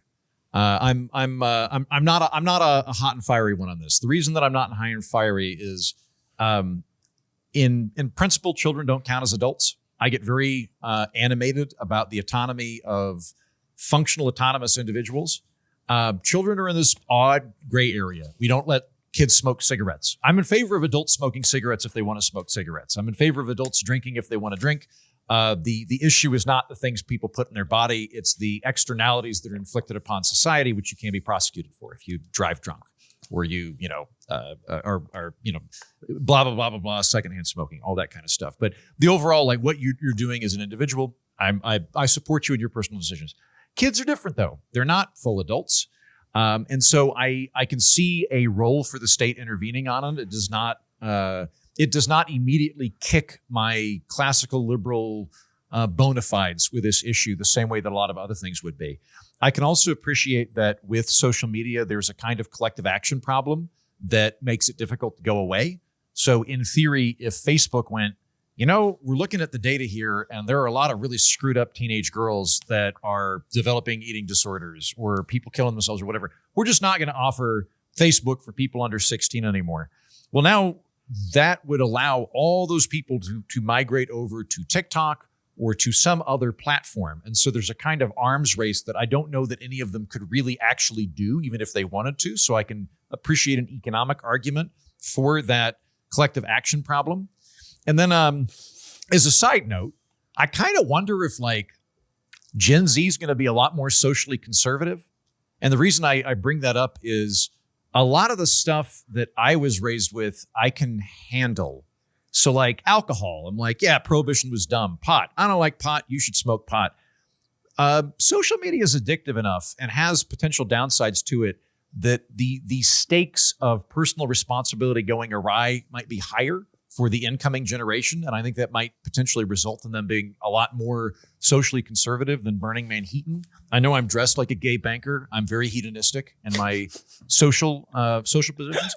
But the reason that I would vote no on this bill, I think, and why I wouldn't support it, 60% versus 40%, is appreciating that there are elements to this that I can see a rational basis for state intervention on.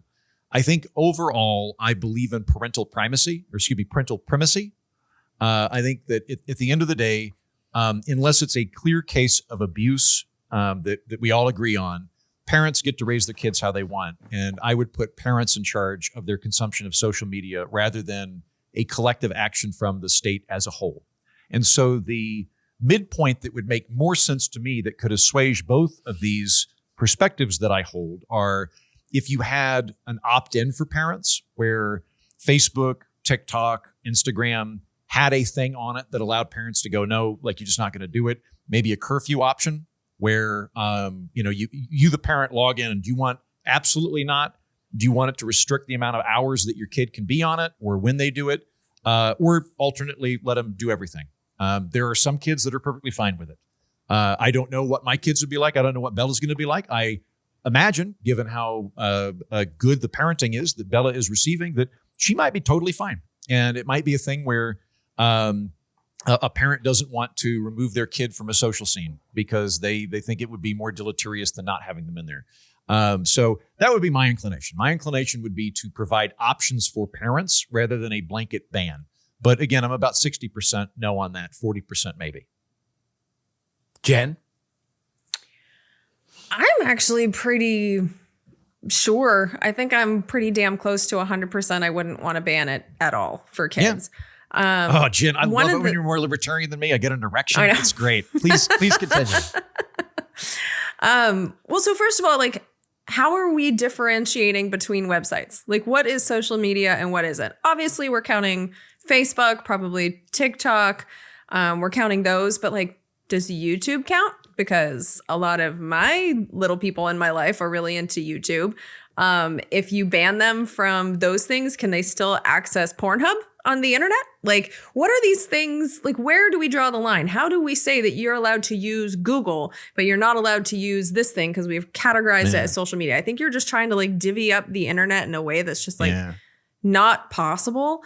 I also like when you hear... can I tell you how Australia does it? Sure. Yeah, Australia's just got a list for which you are not allowed. Like, if the company is found being accessible by a person under a certain age, for which they need to prove their age, then the company, I believe, faces a fine. Yeah, I'd like to look more into the Australia stuff too, because I don't really know how they're doing it. They just said you have to have age verification in corporations, right? Like that's pretty much what they did. And when you do that, the how is you guys talk. Let me get the how is a great part of that, Jen. I'm really glad you brought that up. That is a very practical, functional way of looking at this, which when we're looking at legislation is exactly where our mind should go. And there are lots of elements there too where. Would kids then need to have ID that they give to corporations to have their data on file? Like that strikes me as kind of weird. Like one of the big arguments against the porn ban in Texas, which was struck down by which was affirmed by the United States Supreme Court, was I don't want Pornhub to have a data cache of what I'm looking up. Turns out Heaton's porn preferences are pretty vanilla, and I'm not really going there anymore. But I don't want anybody potentially hacking that. I don't really like the idea of there being a database of what kids wanted to do that corporations have a hold of that they can rely on, or potentially like leading to online for everybody. Like everybody now has a digital ID that they do with a biometric, and there's data retention for minors, stuff like that. Like there is a lot of unforeseen privacy issues and just practical implementation that would be of concern. Yeah, I think if you're trying to limit, like, I think screen time is the issue. It's not necessarily social media, because you can have kids that are absolute television zombies and are having the same issues with, low attention spans. There's all kinds of detriments. In fact, there's a hearing in Congress I'm about to listen to, but I saw a little bit of it, where there was a professional educator who was testifying that they did a bunch of studies. And when you bring the iPads and the screens into the classroom, the scores just go way down because we just don't learn as well through screens as we do with pen and paper. So there's negative aspects to putting our kids in front of screens, regardless of what's on them.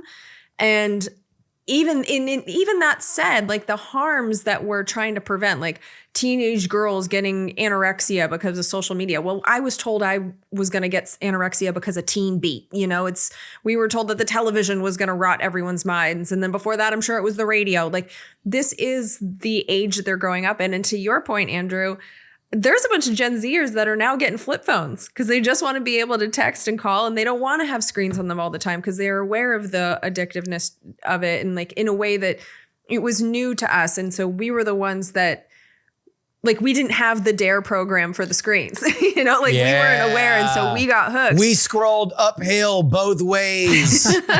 Yeah. Like they were able to hook us in a way that I think these kids, there's enough awareness. So I think that it's a real unnecessary, I understand the idea behind it because there are real harms to constantly being online, but I think that it's beyond social media. I think that there's problems with watching too much TV, with too much YouTube. I think there's problems with even educational videos. I think we need more sunlight. I think we need more physical activity. Like there's a lot of harms that come with the screen addiction. And so just banning social media, the kids are going to find something else on that screen that's entertaining. That I think is the actual problem. I think I'm with you. So here's the Australia thing. The major social media companies have to take reasonable steps, that is in the law, that ensure people under 16 cannot create or maintain accounts in Australia. That is overseen by the Office of E-Safety, which has an Office of E-Safety Commissioner. There is no prescriptive way that they are enforcing for everybody to do this. They can take from a variety of different methods to identify and block 16 and under accounts. The civil penalties for the platforms, you can't get charged if you are a parent or a teen, but the platforms can get charged. And that is a civil penalty up to $33 million per breach, as established by the E-Safety Commissioner. No child is worth $33 million. That's existential money. That's insane. Per breach. Yeah, that is you're not gonna write that off in the quarterly earnings. In my experience, parents love hearing from non-parents about what we would do with our own hypothetical child rearing. So what I would do is probably limit screen time, as Jen alluded to. Like I think I would say, like, you get 3 hours of screen time a day. That's probably what I would do. What is your plan with Bella? I realize she's a few years away from it, but do you have a stratagem? We're doing our best to keep her away from screens with content that she enjoys until she's 2. So we have not shown any Bluey or Miss Rachel, or Coco Melon has a very bad reputation, but that's also very popular. No Sesame Street, nothing like that. Really, the only thing that is on when she is awake, and this is very much not to my wife's delight, is college football or NFL football. And that's pretty much over. Everything else would pretty much happen after she's asleep. So we're doing our best there.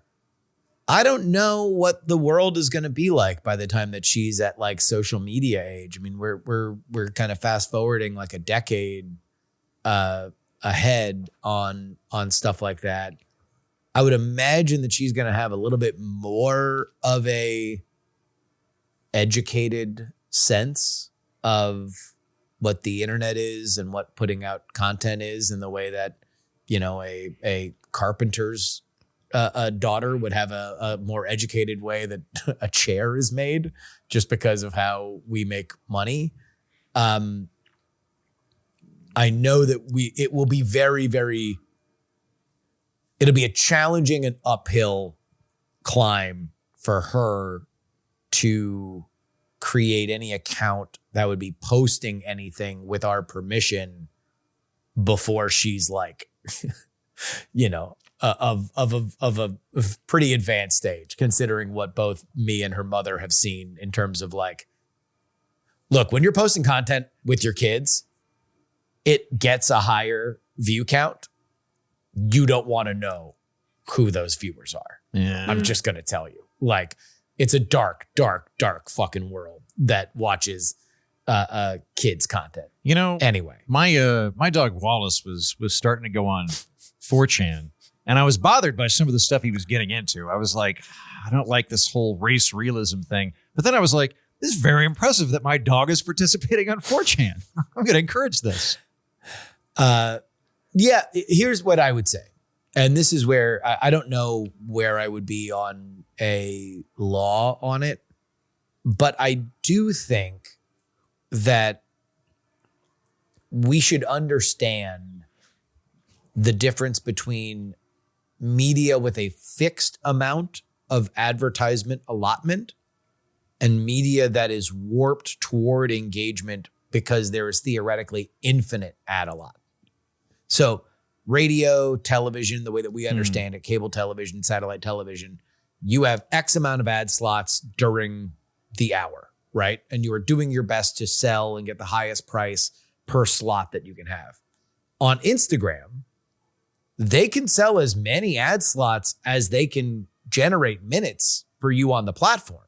Same with Facebook, same with Google, same with YouTube. Their only goal is to maximize minutes, because that literally increases their ability to sell ads against your attention. That means the content is going to be different. You are going to optimize content differently for that platform than you would for television.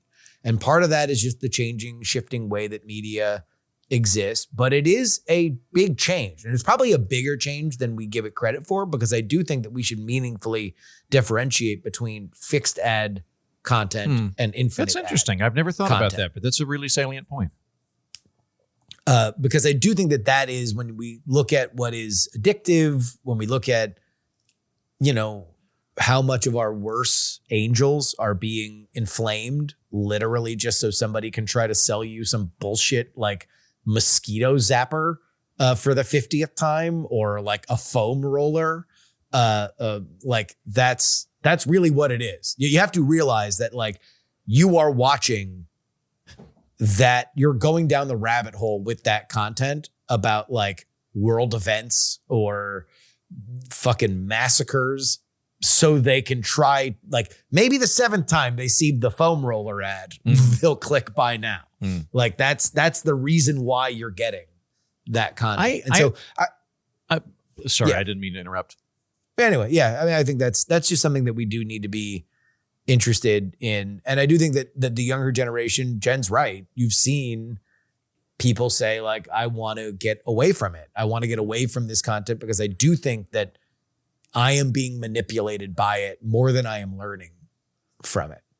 I do think people that were in high school around 2008, like people that were in high school right when Facebook came out, I think got sucker punched in the face by social media. Like I could see a very distinct cultural break between me and my friends in New York that were 6 years younger, because I got all the way through half of college before Facebook came out.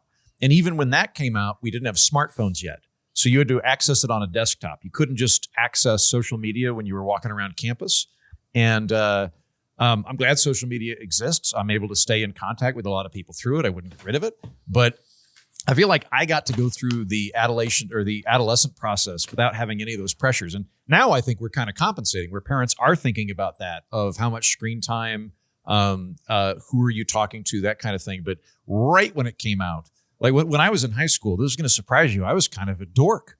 I was a popular dork, but all the same, it's kind of a dork. And like, I didn't find out about parties I wasn't invited to till a week or two after they happened, by which time I didn't care. Whereas if you're like 16 and you're aware that there are 3 parties going on and you're at one of them, your dumb human brain knows you're missing out on 2 other parties. It's logically impossible you could be at all 3 parties, but you're having that. And like, I don't know, I feel like a lot of people have that like it's permanent anxiety. It's even worse. There's like a Gen Z and Gen Alpha fixation on the idea of house parties. Like they look at pictures of like house parties from the aughts and they're like, wait, what? When did that happen? How did everybody get together? Because the entire virtualization of a social network makes a house party less of a must go to thing, because the house party used to be the thing that like, oh, people from different schools are going to be there. You don't see these people all that often. It's hard to get in touch with them. And if you don't have a relationship where you're calling them. You know what's going to happen though? I'm going to make a tech prediction. Everybody ready? This is Heaton's tech prediction. Augmented reality's going to come here real quick, and it's going to be fucking awesome. And it's going to connect I know we say this every time technology happens. It's actually going to connect people in a really good way. So, for example, during the Annus Horribilis, or however you say that in Latin, in 2020, one of the things that kept me from going completely batshit crazy when I was living in a cabin in Wagner, Oklahoma by myself, is I had an Oculus Quest, and I would play mini golf with my good friend Justin Robert Young and Brian Brushwood every day, who probably did it on some part just to make sure I wasn't suicidal. But I was doing that on a daily basis, and it was amazing. Because I think all 3 of us were like, thank God my friends are taking care of me because I'm suicidal. Yes, that was the. I think we were all damaged people banding together. It was a bad time, but like there was a light bulb moment I had. It was fucking crazy. I'm never going to forget it. Where Justin, Brian, and I are playing mini golf, and in that particular simulation, you can see the head movements of who you're talking to. You can't see their lip movement, but you can see their head movement. You can see body language insofar as the hands and the head go. And I bumped into Justin's immaterial avatar and apologized. Like I stepped on his foot in a realm where space can interact with space. There are no feet. Right. Yeah. But I was like, oh, sorry about that. And I was like, oh, this is really cool. So what I think is going to happen is we're going to get like way better versions of those Meta Ray-Ban glasses that Justin and Darren and Eva and now Heaton have, where it's able to project stuff. And so in the same way now, when I talk to younger people, a huge amount of their socializing is just sort of constant intermittent texting. And a lot of like Instagram commentary, but at home. So they're engaged socially, but it's not physically present. I think in very short order, we're going to get to the point where you put on your glasses, you go to a diner, and I call up Jen and go, Jen, I was going to get lunch. Do you want to get lunch with me? And Jen goes, well, it's dinner here in Hungary, but yeah, I'll do that. And Jen sits in a diner in Hungary, and I sit in a diner in Alexandria, and we project each other, and it looks just like we're talking to the other person across from us. And I think house parties like that would become very common, where you're hanging out in your house, you don't want to leave because it's snowing. but you turn on your thing and all your friends kind of like beam into various places in the room and it would feel like you're interacting with everybody. You need to get out of your fucking house more. That's ridiculous. Oh my God, this sounds horrible. This sounds like we're the people in the chairs in the Matrix and they're just sucking our brains out. That sounds awful. Jen, wouldn't it be great if you and I could go to lunch when we're in different countries? I in part of the reason Call her. Grab a sandwich. We can have lunch right now. No, we can't. I don't know. You're in fucking Europe. I can't I can see you through a screen right now. I would love it if I felt as if you were across from me. That would be great. She's across from you right now. I know. I think it's a distinction without a difference. Like when I have breakfast with my dad, when I'm on the road, like we just turn on this. Like when we see each other, it kind of feels the same. I don't need to like be there to eat his food. I don't know. I see what you're saying, that it can like lead to more connection. I'm with you on that. My fear is that it would replace actual connection. Like, because it's so easy to just stay on your couch in your PJs, that you would choose to go to the party as, you know, one of these people from Idiocracy that's just like always in your chair. Like, I don't know. I don't think that it's good for us to be even more Wally. Yeah. I don't think it's good for us to be staying at home more and calling that social. So that's my concern about that. I don't think there'd be a huge, if the other person were, to your brain, completely physically present in the room, I think it would be the same thing socially. And then I would add, I have great faith in the horniness of mankind. I think the desire to fuck is very strong in people, and that will compel people to go to house parties. But I don't fuck any of my friends except for one. Like, I still want to hang out with you guys in real life. Jen, look what's happened on your watch. Old stingy pussy Briney has fucking sent this entire civilization into a tailspin. Yeah. Oh God! Now we're gonna get AI images of stingy pussy Briney. Thanks for that. miserly pussy distributor Jennifer Briney.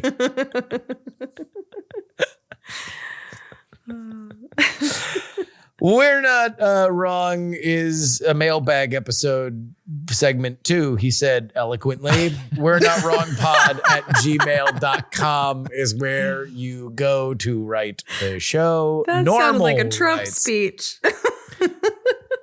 It's a great segment. Maybe some say the best. Very mean to Jed. Very mean. A lot of mean emails. Boy, are they tough. That's the Trump. The Trump when he wants to say someone's a fucking idiot. He's, boy, tough. Whoa, he didn't do that today. He straight up called all Europeans who like windmills stupid people. And he did it multiple times. Just straight up like, you're stupid. I was like, oh. Yeah. Well, he's got the windmill thing.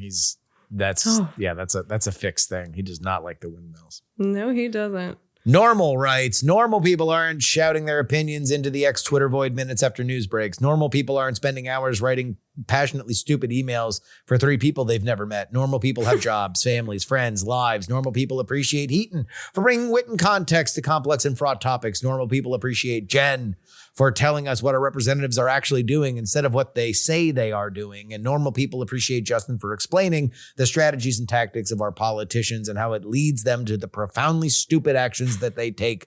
Normal people are invisible because we don't volunteer for the war, and there are dozens of us. Dozens! What a nice email. And I agree with the general sentiment of that. I think particularly in our line of work, it's very, very easy to infer that the very online are normal. And that's not true.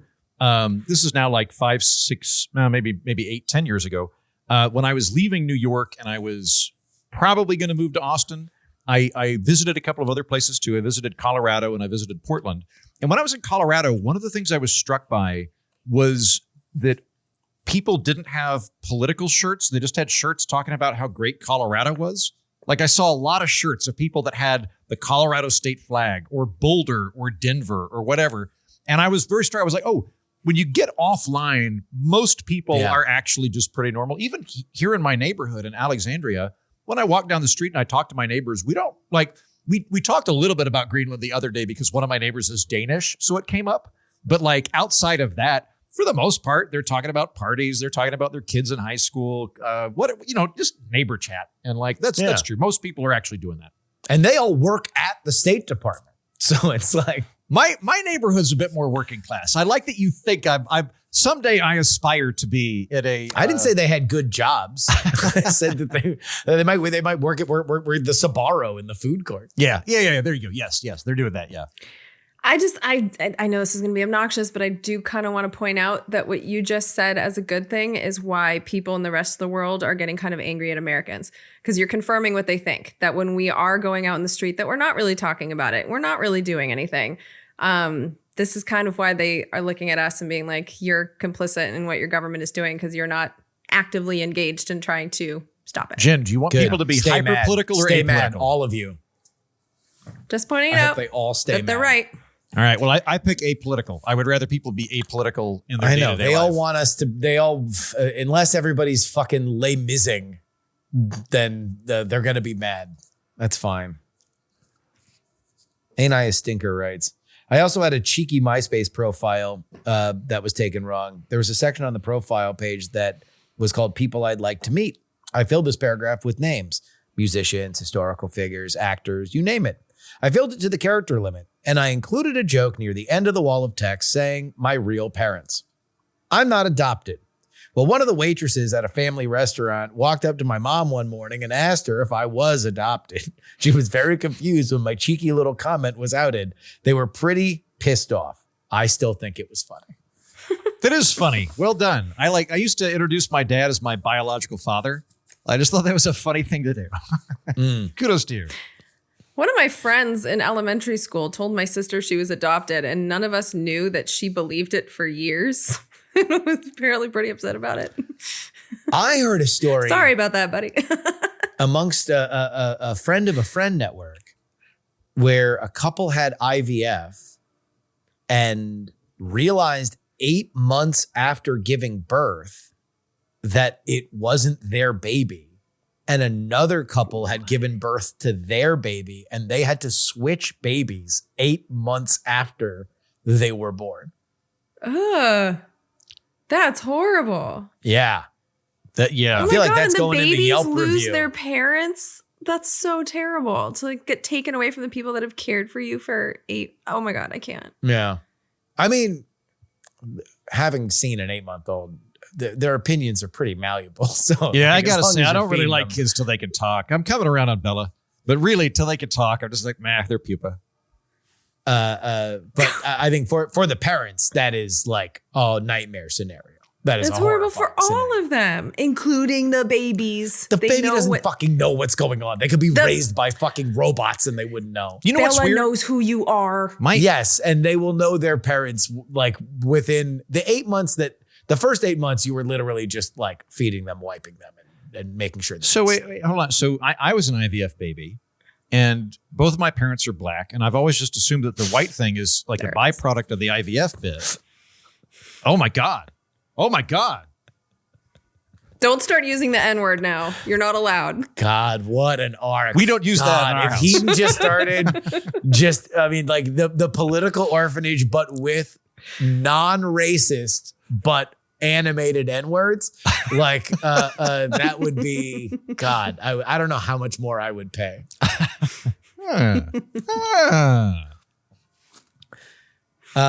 Speaking of things that, all right, I'm not even gonna make a joke. This is the emails about the shooting in Minnesota. I'm on a boat, writes. I wonder why this shooting got all the debate and coverage. About 2 months ago, the Coast Guard and Border Patrol also shot a protester in a U-Haul truck in California. There was no debate at all, barely any coverage. Maybe the Coast Guard has better PR and they're harder to hate. Was it on video from multiple angles? Probably not. Open your eyes. Part of it, real quick, is that like one of the pushes with ICE is encouraged to film everything to use for promotional purposes. I don't think that the Coast Guard is. I could be wrong about this, but I don't think the Coast Guard, they're actively instructing everybody in the Coast Guard, take lots of video. We didn't decide the fucking election on Coast Guard enforcement. That's the answer. The answer is it's a controversial topic that everybody has opinions about, and a woman died in the middle of it, and it was being recorded by multiple angles because, again, it was a clash between protesters and the fucking officer. Anyway. Open your eyes, writes. On the shooting killing of an American citizen by ICE, I was astounded at how little you all discussed the use of lethal force. All the political takes you all of the political takes you went over and over, but clearly the officer's life was not threatened in any way. Justin referred to it numerous times as a split-second decision, but even if the car bumped him, the driver was barely accelerating and clearly turning away from him, not into him. The officer, who was fully decked in combat gear and vest, could not possibly feel his life was threatened by a slow-moving vehicle. That should have been the end of the debate. Many of the people who responded with outrage are not on team blue or red. They are human and clearly saw an excessive use of force. The icing, and they capitalized it just in case you didn't get the pun, on the cake is after the third shot, 2 through the side window, he muttered, "Fucking bitch." All right. Don't use puns when you're talking about that kind of thing. I had an interesting, just don't use puns in general. I'm not saying it's an off-limits topic, just I find puns irritating. I was talking to Noam Dworman yesterday, who's the owner of the Comedy Cellar in New York City. We were talking about ICE, and political pundit. He has become a political pundit. Yeah, he's a political pundit. A pretty sizable political pundit. In his capacity as a political pundit, and he's an attorney. He went to law school. We were talking about it. What he told me was, look, there are lots of situations every year where a cop hesitates and dies, where they have to make a split-second decision. They hesitate and they get shot because they took the extra 3 seconds to assess the situation. And so they have to be able to make those split-second decisions, and that there is a difference between a mistake and willful homicide. And that cops are routinely put in a impossible situation where if they collect the absolutely necessary amount of information to make a deliberate choice, they might be killed. If they act otherwise, they can be prosecuted, and for that reason, you need to have some amount of latitude for them in dealing with these situations. I thought that was an interesting point that he brought up. I mean, look, I'm not going to convince anybody when you're saying like barely bumped and accelerated slowly and stuff like that. If that's how you see it, I'm not here to invade your brain and convince you otherwise. I don't know. I feel like, I think this is what's depressing about it, right? We all watch the same video, and there's so many people that are like, this is the only way to see it. And I'm more on the side of this email, but the tone of this, as if you guys were doing something wrong by not saying exactly what this person wanted to hear. I think that's what's irritating, where it's like, we can't even have a discussion about seeing this perhaps from the cop's side of or point of view. Even if I still think that it's murder, but even with thinking that, I can also be like, yeah, maybe he was afraid for a split second. Now, was his reaction appropriate? No. But to say that it's not possible that he could have been afraid in that moment, like how the fuck can you say what another person was feeling at a time when a moving vehicle is coming towards them? So it's this black and white shit, and then lashing out at people that aren't saying what you want to hear. Like, that's what I think is frustrating as a commenter, political commenter in these times, because it's that and the puns. Yeah. Yes, and the puns. I mean, it's like, I have no problem with people looking at things differently than how I see them. I would probably have more of a hard time not understanding like the parameters of acceptable thought, right? Like, and so the parameters of acceptable thought for something like that are like, I think it's pretty not clear that like, I don't know. I don't even know if I want to fucking go into it. Look, to me, it seems like a fucking, like, it all happened very fast. And it was fucking very unfortunate for all the reasons that I went through last week, where I think the other ICE officer approaching, the wife screaming, drive, drive, drive. Like, there's things I wish didn't happen. I desperately, because I don't think that people would have died. Or that woman would have died. I think the bigger picture here is that this stuff is still happening every day. I mean, the email before this, like, why didn't you talk about the other thing that happened? It's like, because it's happening so often in this country that we can't even keep track. Why am I not talking about the thing that happened with the Coast Guard? Because, like, you know, the other day they went into some Asian man's home, took him out of his house in Minnesota. He wasn't even allowed to wear clothes. He was a fucking US citizen. It's like every day there's a new outrage. So we cannot I mean, we can handle your emails telling us that we're doing something wrong because we're not mentioning your thing, but it's incredibly frustrating to get this type of criticism telling us essentially that we're not doing our jobs correctly because we didn't read your mind. Like that, I think, is what irritates. It's what irritates me. We didn't have his opinion, and you were closer to having his opinion, but he and I were not, and that's fine. You know, everybody's entitled to their opinion, right? Yeah. You're allowed to do it, and you're allowed to write into the show. I love you, emailer. I want to kiss you on the mouth. Okay. 20-year never Trump cop, right? So I'm not stingy with the dick, unlike Jen. Yeah. I'll spread it around. Yeah. I don't care. I'm willing to take one for the team. I'm slinging cock for friends and freedom. You guys are, thank you for your service. 20-year never Trump cop writes, and this was part of like a 7-page. It was a literal document. He attached a document to the email. The cop which I summarized and then picked the point that I wanted to read. Okay. It was well written. It was in good faith. That's still a lot. I know. People are passionate. If this show is passionate, if it inspires you to write 7 pages, I'm very glad that we have created content that you feel the passion enough to respond to. I ain't gonna read it, but I appreciate that you wrote it. Yeah. 20-year never Trump cop. This is something that he wrote nearly verbatim, though. We have a serious misunderstanding of what it means to resist, impede, and obstruct. It seems to me that there is a misconception that simply not listening to a law enforcement officer and then trying to leave an encounter is perfectly acceptable. If that encounter is consensual, that is true. But if you are being legally detained pursuant to reasonable suspicion or arrested under probable cause, that is not the case. Every use of force policy I have ever read makes distinctions between aggressive resistance, trying to hurt me, active resistance, trying to flee, and passive resistance, not listening. We in law enforcement don't have the luxury of knowing people's motivations.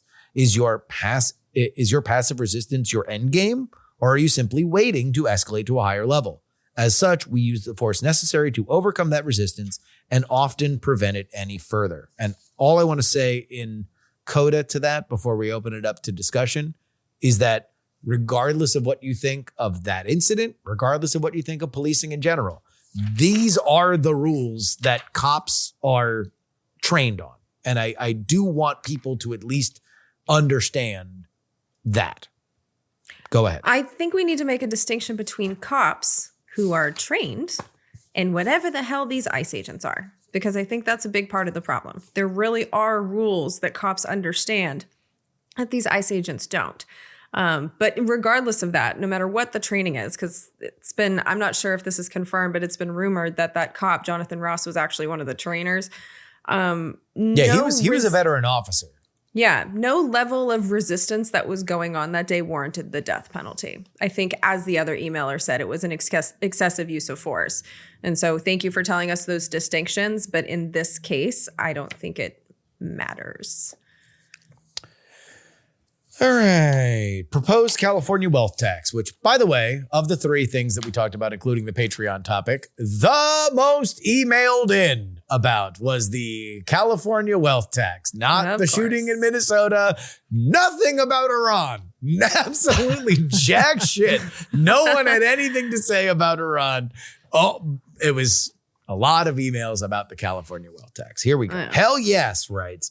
After listening to this week's episode and learning Jen's views on who should earn money, it is painfully clear that my Patreon contribution should go entirely to Justin, as he is the only one working and the other 2 are mailing it in. I don't understand that email, but okay. You know what? I'll add a semi-serious note to that. Justin pointed out last time that Justin spent a year wrangling Jen and I to doing this wonderful show, which is not only a mainstay of my social life, but also like a very welcome amount of income for me. And one of the things that Jen and I insisted on was originally Justin wanted to split it 3 ways.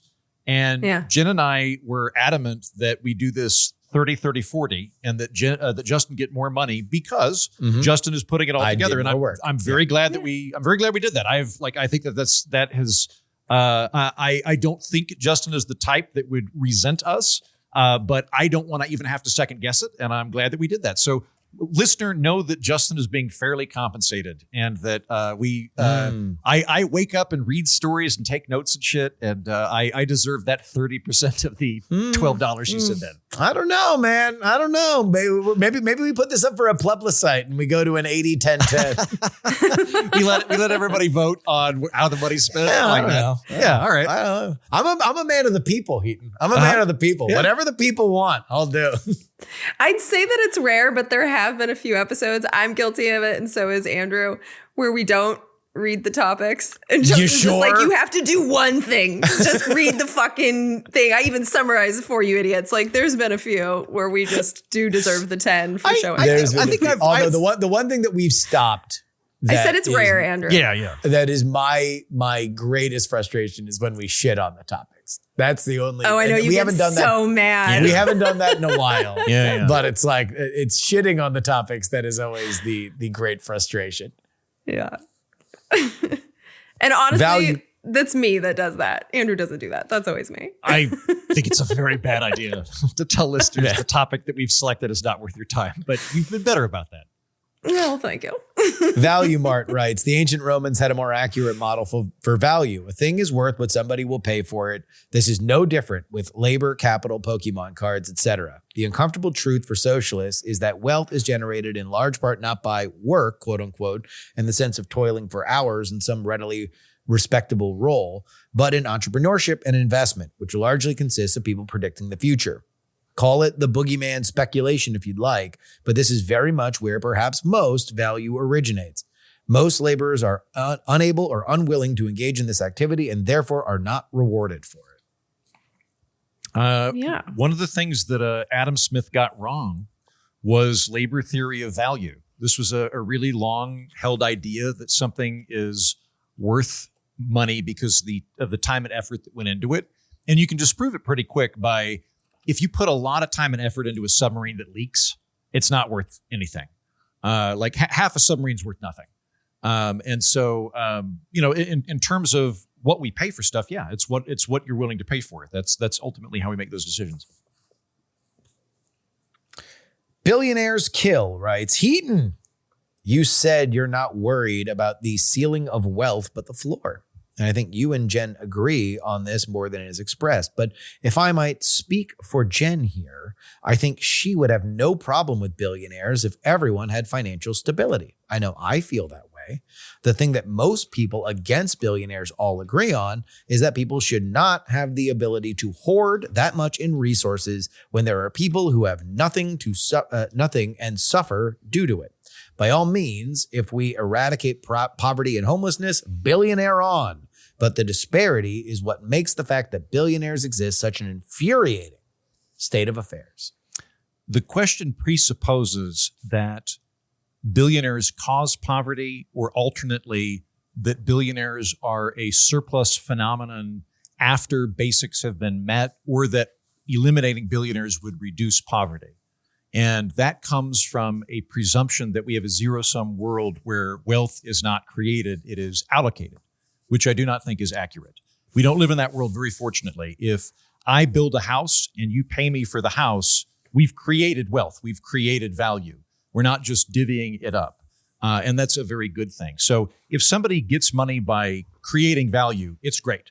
If somebody obtains that money through predation, it's bad. I also quibble a little bit in the hoarding thing. Now, this is me inferring something from your email. Maybe you don't think this, but I find that a lot of people kind of have an idea in their mind that wealthy people have, like, in effect, a vault full of gold that they are hoarding, but excess cash is put into the economy. What people do with excess... The Scrooge McDuck corollary. The Scrooge McDuck corollary. The excess cash is something that they grip. They don't. They invest it in stuff. They put it in new ventures that also grow the economy and produce more goods and services, and that results in better stuff across the board. Insofar as the how many billionaires should we have, or how much money should people be allowed to have, that's an interesting question. But the question that I am predominantly interested in is not how many billionaires there should be, it's how many poor people there should be. And the answer to that is 0. I don't want there to be any poor people. I am concerned with poverty. If you have a poverty alleviation program that we need to tax somebody for, and it's going to help people at the bottom, I'm open to taxing billionaires on that. But if it's just, I don't like billionaires because there's inequality, or I don't like billionaires because there's poverty, you've lost me. I think the idea that billionaires don't cause poverty is incorrect, especially like the actual billionaires in this world that we have right now, because the billionaires have used the money that they have to buy off our politicians that have restructured the stock market and our economy in a way that most of the major corporations now, their fiduciary duty is to stockholders and not to all stakeholders. I think before we were born, it was all stakeholders. And so when a company did really well, the workers, their wages increased, their benefits increased because it was a stakeholder model. Now it's a stockholder model. And the people that benefit from that are the people that are betting on that company. They're the investors. Like you said, billionaires make their money through investments, not through actual work. And I think what happens in real life, like when you look at a lot of the people who are in poverty, a lot of them are employed in the United States. They have jobs, they are working, but their wages are kept so low that they can't make enough. And so we have people in this country working multiple full-time jobs. And I think you can blame the billionaires for that because they are at the top of the system, and they have structured this system with their political influence that they have because of their extreme wealth to keep it that way. And so I think as long as you have billionaires that are working so hard to make it so that labor not only has very little power, but has very little money, you can't excuse them for the problems of the masses at the bottom who in large part are not leeches on our society, but are actually the ones making our society run, just not getting the financial rewards that are equivalent to the amount of effort that they're putting in on a day-to-day basis. The part of that I agree with, or at least I think is got some oomph to it, is the idea that very wealthy people have disproportionate political power. I think that that's true. Would you agree with me? We don't live in a zero-sum world? I don't even know what that means, to be honest. So zero-sum is the idea that there's a fixed amount of resources, and that the principal thing we have to do is fairly allocate those resources. The inverse of that would be we don't live in a zero-sum world. Wealth is grown. The pie can expand. So I think that okay, then no, I don't agree with that. You think we're in a zero-sum world. If somebody's rich, it's because somebody else is poor. If somebody else is poor, it's because somebody else is rich. No, I think those are two different statements, but I think that we live on a planet which has finite resources. And so the idea that there's just going to be endless growth for everyone, I think that's a fallacy. But I don't think because Jeff Bezos exists that the homeless, crackhead on the corner exists. I don't think that that's that close of a coronary. But I do think we live on a planet with finite resources. So in a way, we do live in a zero-sum world. We've got finite resources for now. That's true. It's not that we can hit a button and have infinite growth at any moment, but the economy does grow. And so one of the things that I'm concerned with is as long as everybody's getting more sum total, then I don't care about inequality, for example. That's one of the reasons that I make this big distinction between inequality and poverty. If you were to hit a button and make everybody in the world twice as wealthy as they are right now, I would absolutely hit that button. I think that would be great, but it would increase inequality. And a lot of the time, those two get conflated. I think that's fair. And I think the problem that we're having is we don't have everyone getting wealthy at the same time. Then I think that's a part of the inequality. It's like we have people that are struggling, even people who are working full time, who are struggling more, while the people at the top are gaining more and more resources at an exponential rate because they get their resources through the stock market. So, I actually think we kind of agree there. And I think that's part of the problem in the world is that there's a lot of us that aren't seeing our wages go up, despite the fact that we're working as hard as we used to, if not harder. And more productive. Actually, right. Everyone really does have a chance to become a millionaire in America, not just rich people. $100 a month from age 20 to 65, making an average rate of return of 10% a year would equate to approximately $1,050,000. To give it a little bit more context, that's $25 a week or $5 a day. I'd say that a lot of people spend more than that on a cup of coffee every day, and the S&P has averaged a little over 11% since its inception. The real problem isn't the system that we have. It's the fact that none of this is taught in school. This is some of the most important stuff that everyone needs to know, but it's not a mandatory class in most schools. And when I wanted to take financial math in high school, I was told that I had to, quote, take another math class as well, end quote. I can tell you the other class I took was not nearly as important as the financial math class was. So I'm with you that we don't teach this stuff in school because I didn't really understand it until, quite frankly, I had money. So I'm with you on that, but I do think that this is a systemic issue. And I think I've already kind of talked about it, where we could structure our society in a way that the stock market or like the companies that make, that are in the stock market aren't structured to the way they are, which is that the fiduciary duty, as in like their duty is to make money just for the shareholders. We could structure it in a way where they are required to, the benefits go to everyone in the company proportionally. And if there's actual leftovers, that goes into the shareholder pockets. That would mean less returns. That would mean that the S&P wouldn't average 11% per year. It might be closer to like 4 or something less than that. That's a future that I could absolutely live with, where the extra is truly extra. But we have chosen as a society to have a system that extracts for shareholders like that. So yeah, I think it is a systemic issue. And I also think that it's the idea that everyone has $100 a month left over to just put in the stock market, where the stock market is in a lot of ways gambling. You can lose your money in the stock market. My grandparents used to call it playing the stock market. So, not everyone is buying $5 cups of coffee every day. That's kind of a middle class yuppie thing to do. There are people that really are holding on to every dollar right now in this economy, and they can't invest that money in the stock market, which is why half of us haven't. So not everyone can be a millionaire in America. It's just not true. You have to have that extra $100. That is a requirement. And there's plenty of us here that don't have it. So I think that's also another fallacy in what's being said here. Middle class and upper class people think it's only $5 a day. But for a good chunk of us, especially those of us who need second and third jobs to make ends meet, that's real money. $100 a month, that's meals for the family. So I don't think I disagree with a lot of this. I'm more on the listener's side on this one. When you look at cost of living difficulties that people have that are real right now, they're not that the stock market's doing well or that billionaires are doing well. In terms of they're not in it. If I may, with wages have gone up since the 50s. Now, they've not gone up as fast as the people in the top 10% have got wages. There's growing inequality, but wages have gone up. What has also gone up that's causing problems is 3 big sectors. That's housing. Housing prices are more expensive. College is more expensive, and healthcare. Healthcare is complicated. I think Jen and I probably have different solutions to it. But at the same time, we would both agree that healthcare is a big problem, and the way that we run it's a really big problem. When we look at the other stuff, though, the big things that are keeping people down right now are not that wages have fallen, because, again, wages have gone up. The problem is that the housing market is such that very basic things people need, like living in a space, have gone up.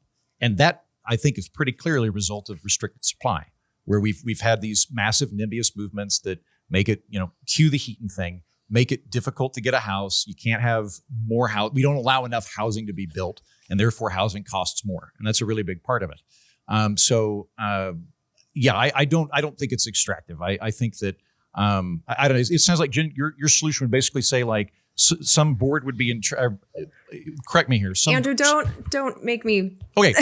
I'll tell you what my actual solution is. Let's not do these hypotheticals, please. What would the solution be instead of having, like, would we ban Well, let dividends? me respond to what you said, because I actually agree with everything you said. And I think you're actually making my point. Because if your housing and healthcare is so expensive that you're either in debt, you don't have $5 a day left over to put into the stock market. Half of us are not in the stock market. So the stock market being the best way to, increase your wealth, which, listen to any wealth related podcast, that's all the advice is to take as much money as you can and put it in the stock market. That's the fastest way to gain wealth. If you can't do that because you're in debt, and 50% of us haven't done that, then this is a system that's not rewarding anyone or everyone. It's just rewarding those with enough money left over to get into the game. And so until we solve the problems that you're correctly identifying, healthcare, housing, these crazy costs of living, and people have to live in debt, they can't join the game like everybody else, which means that not everyone can be a millionaire. Public pensions are largely in the stock market, like the things that teachers unions are fighting for in order to get their retirement. Yeah, but like that's the stock market. Like you remove that from the equation, those pensions go down for the people that aren't saving money either. Like the stock market's a big part of it. I am not doing a value judgment on the stock market. This isn't stock market evil. This emailer saying everyone can be a millionaire in the United States by taking $5 a day and investing it as they say. And I'm saying we don't all have that money to do so. That's what I'm saying. Put me in charge. I will be able to reduce the housing costs for you. You will have money for the stock market. Take over the S&P writes, people tend to differentiate between an investment and a casino because investing is fundamentally accretive, where gambling is inherently destructive. If it's accurate to say investment in aggregate creates wealth, then it is not a casino. It is. So much of it is gambling. So if you're invested in a stock and it doesn't pay out dividends, the reason you get paid for that, it's a differentiation in the number. So it's like if you buy a stock at $10 and you sell it at $15, you're making the difference based on how many people bet on it and if the number went up. That's gambling. It's just fucking gambling. And that's another thing that if you listen to the people that really know things, they will also tell you it's gambling, but they just say it in it's an altruistic way. And this is how you can make money in the casino. But it is gambling. You're betting that the number will go up.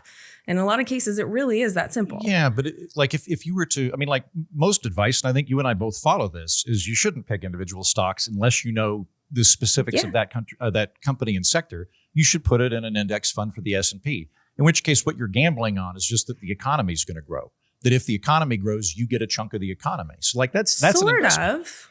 Sort of, but you're betting that the numbers of those companies are going to go up, but it doesn't necessarily mean that the economy itself is doing better. Here's an example. Tesla is one of the huge stocks in the S&P 500. But for a long time, Tesla wasn't turning a profit. It was just people were speculating that Tesla eventually would. But so its valuations were really high. We're seeing that also with these AI companies. A lot of them are not making the money that justify their valuations, but because so many people believe in it and they're betting on it, number go up. And so it's like the S&P 500 is 500 of those. And you're just hoping number on average go up. That's exactly it. Yeah. And that's gambling. It's just gambling. I think it's pretty safe bet long term. The only thing that I would say as somebody who loves both gambling and investment is that the number is going up because you are looking at the financial underpinnings of something. And then that is the general thrust of why companies are valued, right, at a certain level. And there are fights over that. There are the differences of opinions on whether or not there was a gigantic short position against Tesla for a very, very long time because they believed it was they believed it was overvalued, and they wound up getting busted out on that. A lot of the AI betting right now, the AI hedging right now, is because they believe the financial undercurrents of what they are seeing is something the likes of which we have not seen since, in many ways, the Industrial Revolution. And so you would rather be in on the ground floor on that than otherwise. Now, some people bet against that and believe that it's a bubble. In general, the American economy has been a steady and at times explosive economic engine that has made a tremendous amount of money. So over the aggregate, it would be like betting on whether or not games are going to be played, as opposed to whether or not the specific outcomes of those games. Yeah. And I'm in the casino. I'm plowing my money into the casino because I am also aware that this is a casino that is pretty much rigged in the favor for the number to go up. But the fact remains, if you take your $5 and you put it in the S&P 500 and number go down, you lose it. It's gambling. So you can, just like in a casino, if you were to sit down at a table and you know which cards have been played, you can kind of guess what's happening and place your bets accordingly. We're all placing our bets accordingly. We are betting that number will go up, but that doesn't mean it's not. You can still hold the stock though. If number goes down, sure, you can hold it until it goes Wouldn't up every again. Investment be a... Unless you're dead. Wouldn't every or you investment already sold it. Sure. be a form Unless of you're gambling dead. then? Like if you buy a house, the value of your house might go down. You buy bonds. That any investment would be gambling then, right? Well, a house is an actual thing. You can live in it. You can't live in a stock. So I don't think that that's the same thing. No. Okay. But I think the stock market, when you say this thing is talking about investments being not a casino, that's the statement that he made. I think that it's incorrect because you are gambling when you bet either on the whole economy or on a single stock. You are betting number go up. Your number go down. That's what you can bet that too if you want. I will say that I do think that the phrase casino is bordering on demagoguery, even if you are understanding that, like, yes, you are putting money down and there is a chance that you will not get that money back. Like that is true about both the stock market and a casino. However, the odds, the games, how much, how many points in which your money is definitely gone versus you are betting, you can have the ability to bet long on things when you are investing. I think that those are meaningful differences for which comparing it to a casino is I would say exaggerate. But I think where so few of us understand the dynamics of this. They should gamble more. Well, exactly. I actually think that it's a useful comparison to help people understand what the stock market actually is. So that's why I find it useful. I don't use it to demonize it, but I do use it to help people understand that it's gambling. Like I would say casinos would go broke if the returns that are available on the stock market were the returns you could get at a casino. Like, but again, those returns are coming from people's actual work and holding their wages down. Like, you're saying I'm not working when I'm fucking splitting tens? I'm working. Jen, it's a more serious, we are simplifying all of this. I am aware it's not this simple, but I do think it is simple when you say that it's gambling. I think this is a black and white, yes, it is gambling. It is a more sophisticated form. You can stay in for a really long time and ride out the downturns. There are strategies to it. And if you know them, like the next time this all crashes, I'm not selling shit. In fact, I'm probably going to buy because I know that if you stay in the game longer, you're more likely to get better returns. We don't all understand that. And there's quite a few of us that don't understand that you put your money into the stock market and you could lose it because we keep hearing about, oh, you get these great returns almost like it's guaranteed. There's a lot of people that just don't get that. There's a lot of us that aren't in the stock market at all. So that's why I think it's a useful analogy because it is gambling. You could lose. If you buy a second house and rent it out as an investment, is that gambling? I just said that a house is a thing you can live in. It's not. Yeah, no, but I think if we get into all right. I think you know what? I'm cutting here. You're getting terminological. Jen, I'm not going to argue with you. I want to understand where you're coming from on the stock market. I'm not arguing. I won't follow this up. I'm giving you an open thing here. What would it look like if we replace the current stock market regime with a better version? It sounds like you kind of want like a co-op where there's a certain amount of wage for everybody, and then if you hit that, then there are dividends. Is that right? I think a really good start would be to scrap, and this is now the third time I'm saying it, I think it would be a good idea to stop having fiduciary duty to stockholders and stockholders alone, to shareholders. I think that fiduciary duty should be to everyone in the company. I think that if you're in the company, you're the person who shows up every day, whether you're cleaning the toilets or, moving the boxes or whatever you're doing, you should share in the prosperity of that company instead of you being a line item that needs to be kept as low as possible so that the extra money can go to the shareholders. I think that is a fatal flaw in our system right now. So that's just one thing that I think we could do, but I think it would make a massive difference. How would we? Yeah. I'm not going to fight back. Would it be better if companies decided this on their own? Would there be like a national board that would do it? Like, what would be the mechanism that we would get there? I don't know, Andrew. All right. I'm calling it. I'm waving. Okay. Yeah, I'm waving my arms. Here we go. We're Not Wrong is a production of Dog and Pony Show Audio. Our editor is Will Saddleberg. On PX3 this week, we have Kirk Beto talking about the Greenland thing. We talk a little bit about the Democrats trying to select which states they are going to set up their primary for in 2028.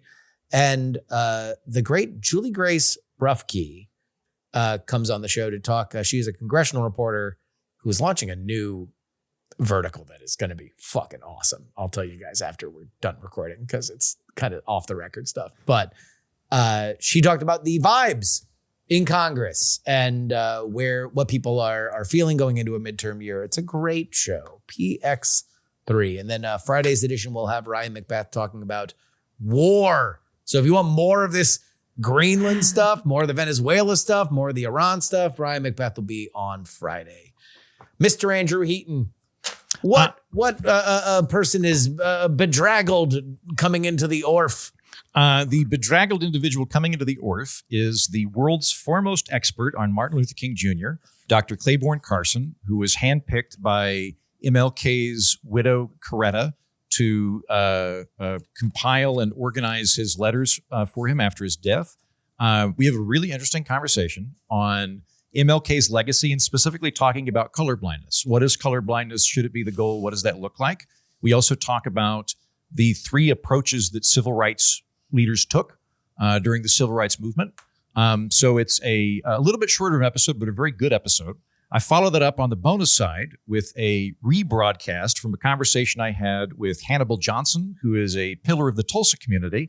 I met him during my brief foray in Tulsa, and he happens to be an expert on Black Wall Street and the Tulsa Race Massacre. And I was watching Watchmen at the time. And so I interviewed him for my sci-fi podcast, and we just ended up talking about the history of the Tulsa Race Massacre and all of that. And then the other bonus episode, I was like, all right, I'm going to do something different from the two previous ones. I listened to Zoran Mamdani's speech, and the line that got a ton of press, at least in the circles that I follow, is we will. I can't remember the exact wording of this. We will turn away from rugged individualism and embrace the warmth of collectivism. The frigidity of rugged individualism and turn to the warmth of collectivism. I have a theory, and I think I'm right about this, that classical liberals and libertarians don't actually understand what leftists want or are afraid of. And meanwhile, I don't think leftists actually understand what libertarians and classical liberals are afraid of. And the good news is there's actually a lot of Venn diagram overlap that we could all operate in. But there's presumptions on both sides of, oh, this is what you really want. When in all actuality, I think both sides, that's not what the other one's boogeymanning them about. Interesting. Jen, what's sizzling on the dish? So I think I told you guys about it last week. The most recent episode of Congressional Dish is about Jack Smith's deposition. Listen to it, whatever. But I just want to encourage people to go to cspan.org and listen to Mark Carney speak at the World Economic Forum. Like I said, it wasn't very long. It was about a half hour. But if you really want to understand the big picture shift, I think he was so blunt with the way that he spoke about it. And he was so eloquent. And I think that this is how the world is seeing things. Yeah. This is also stunning because it's Canada saying these things, like our closest ally. Pro-Beijing Canada. He just sold that to China, so... Yeah, but he also explained why he did that. He was talking about the diversification, and I can tell you that other world leaders are making the same calculus. And so I think if you want to see the shifts that I think big picture are happening and are likely to happen, I think his speech is the best way to understand how the smart people in the world are talking right now as our president is causing all the chaos. So yeah, go check that out. There we go. Till next time, for Jen Briney and Andrew Heaton, I'm Justin Robert Young saying, we're not wrong. The 15-year-old in Australia who's on TikTok is.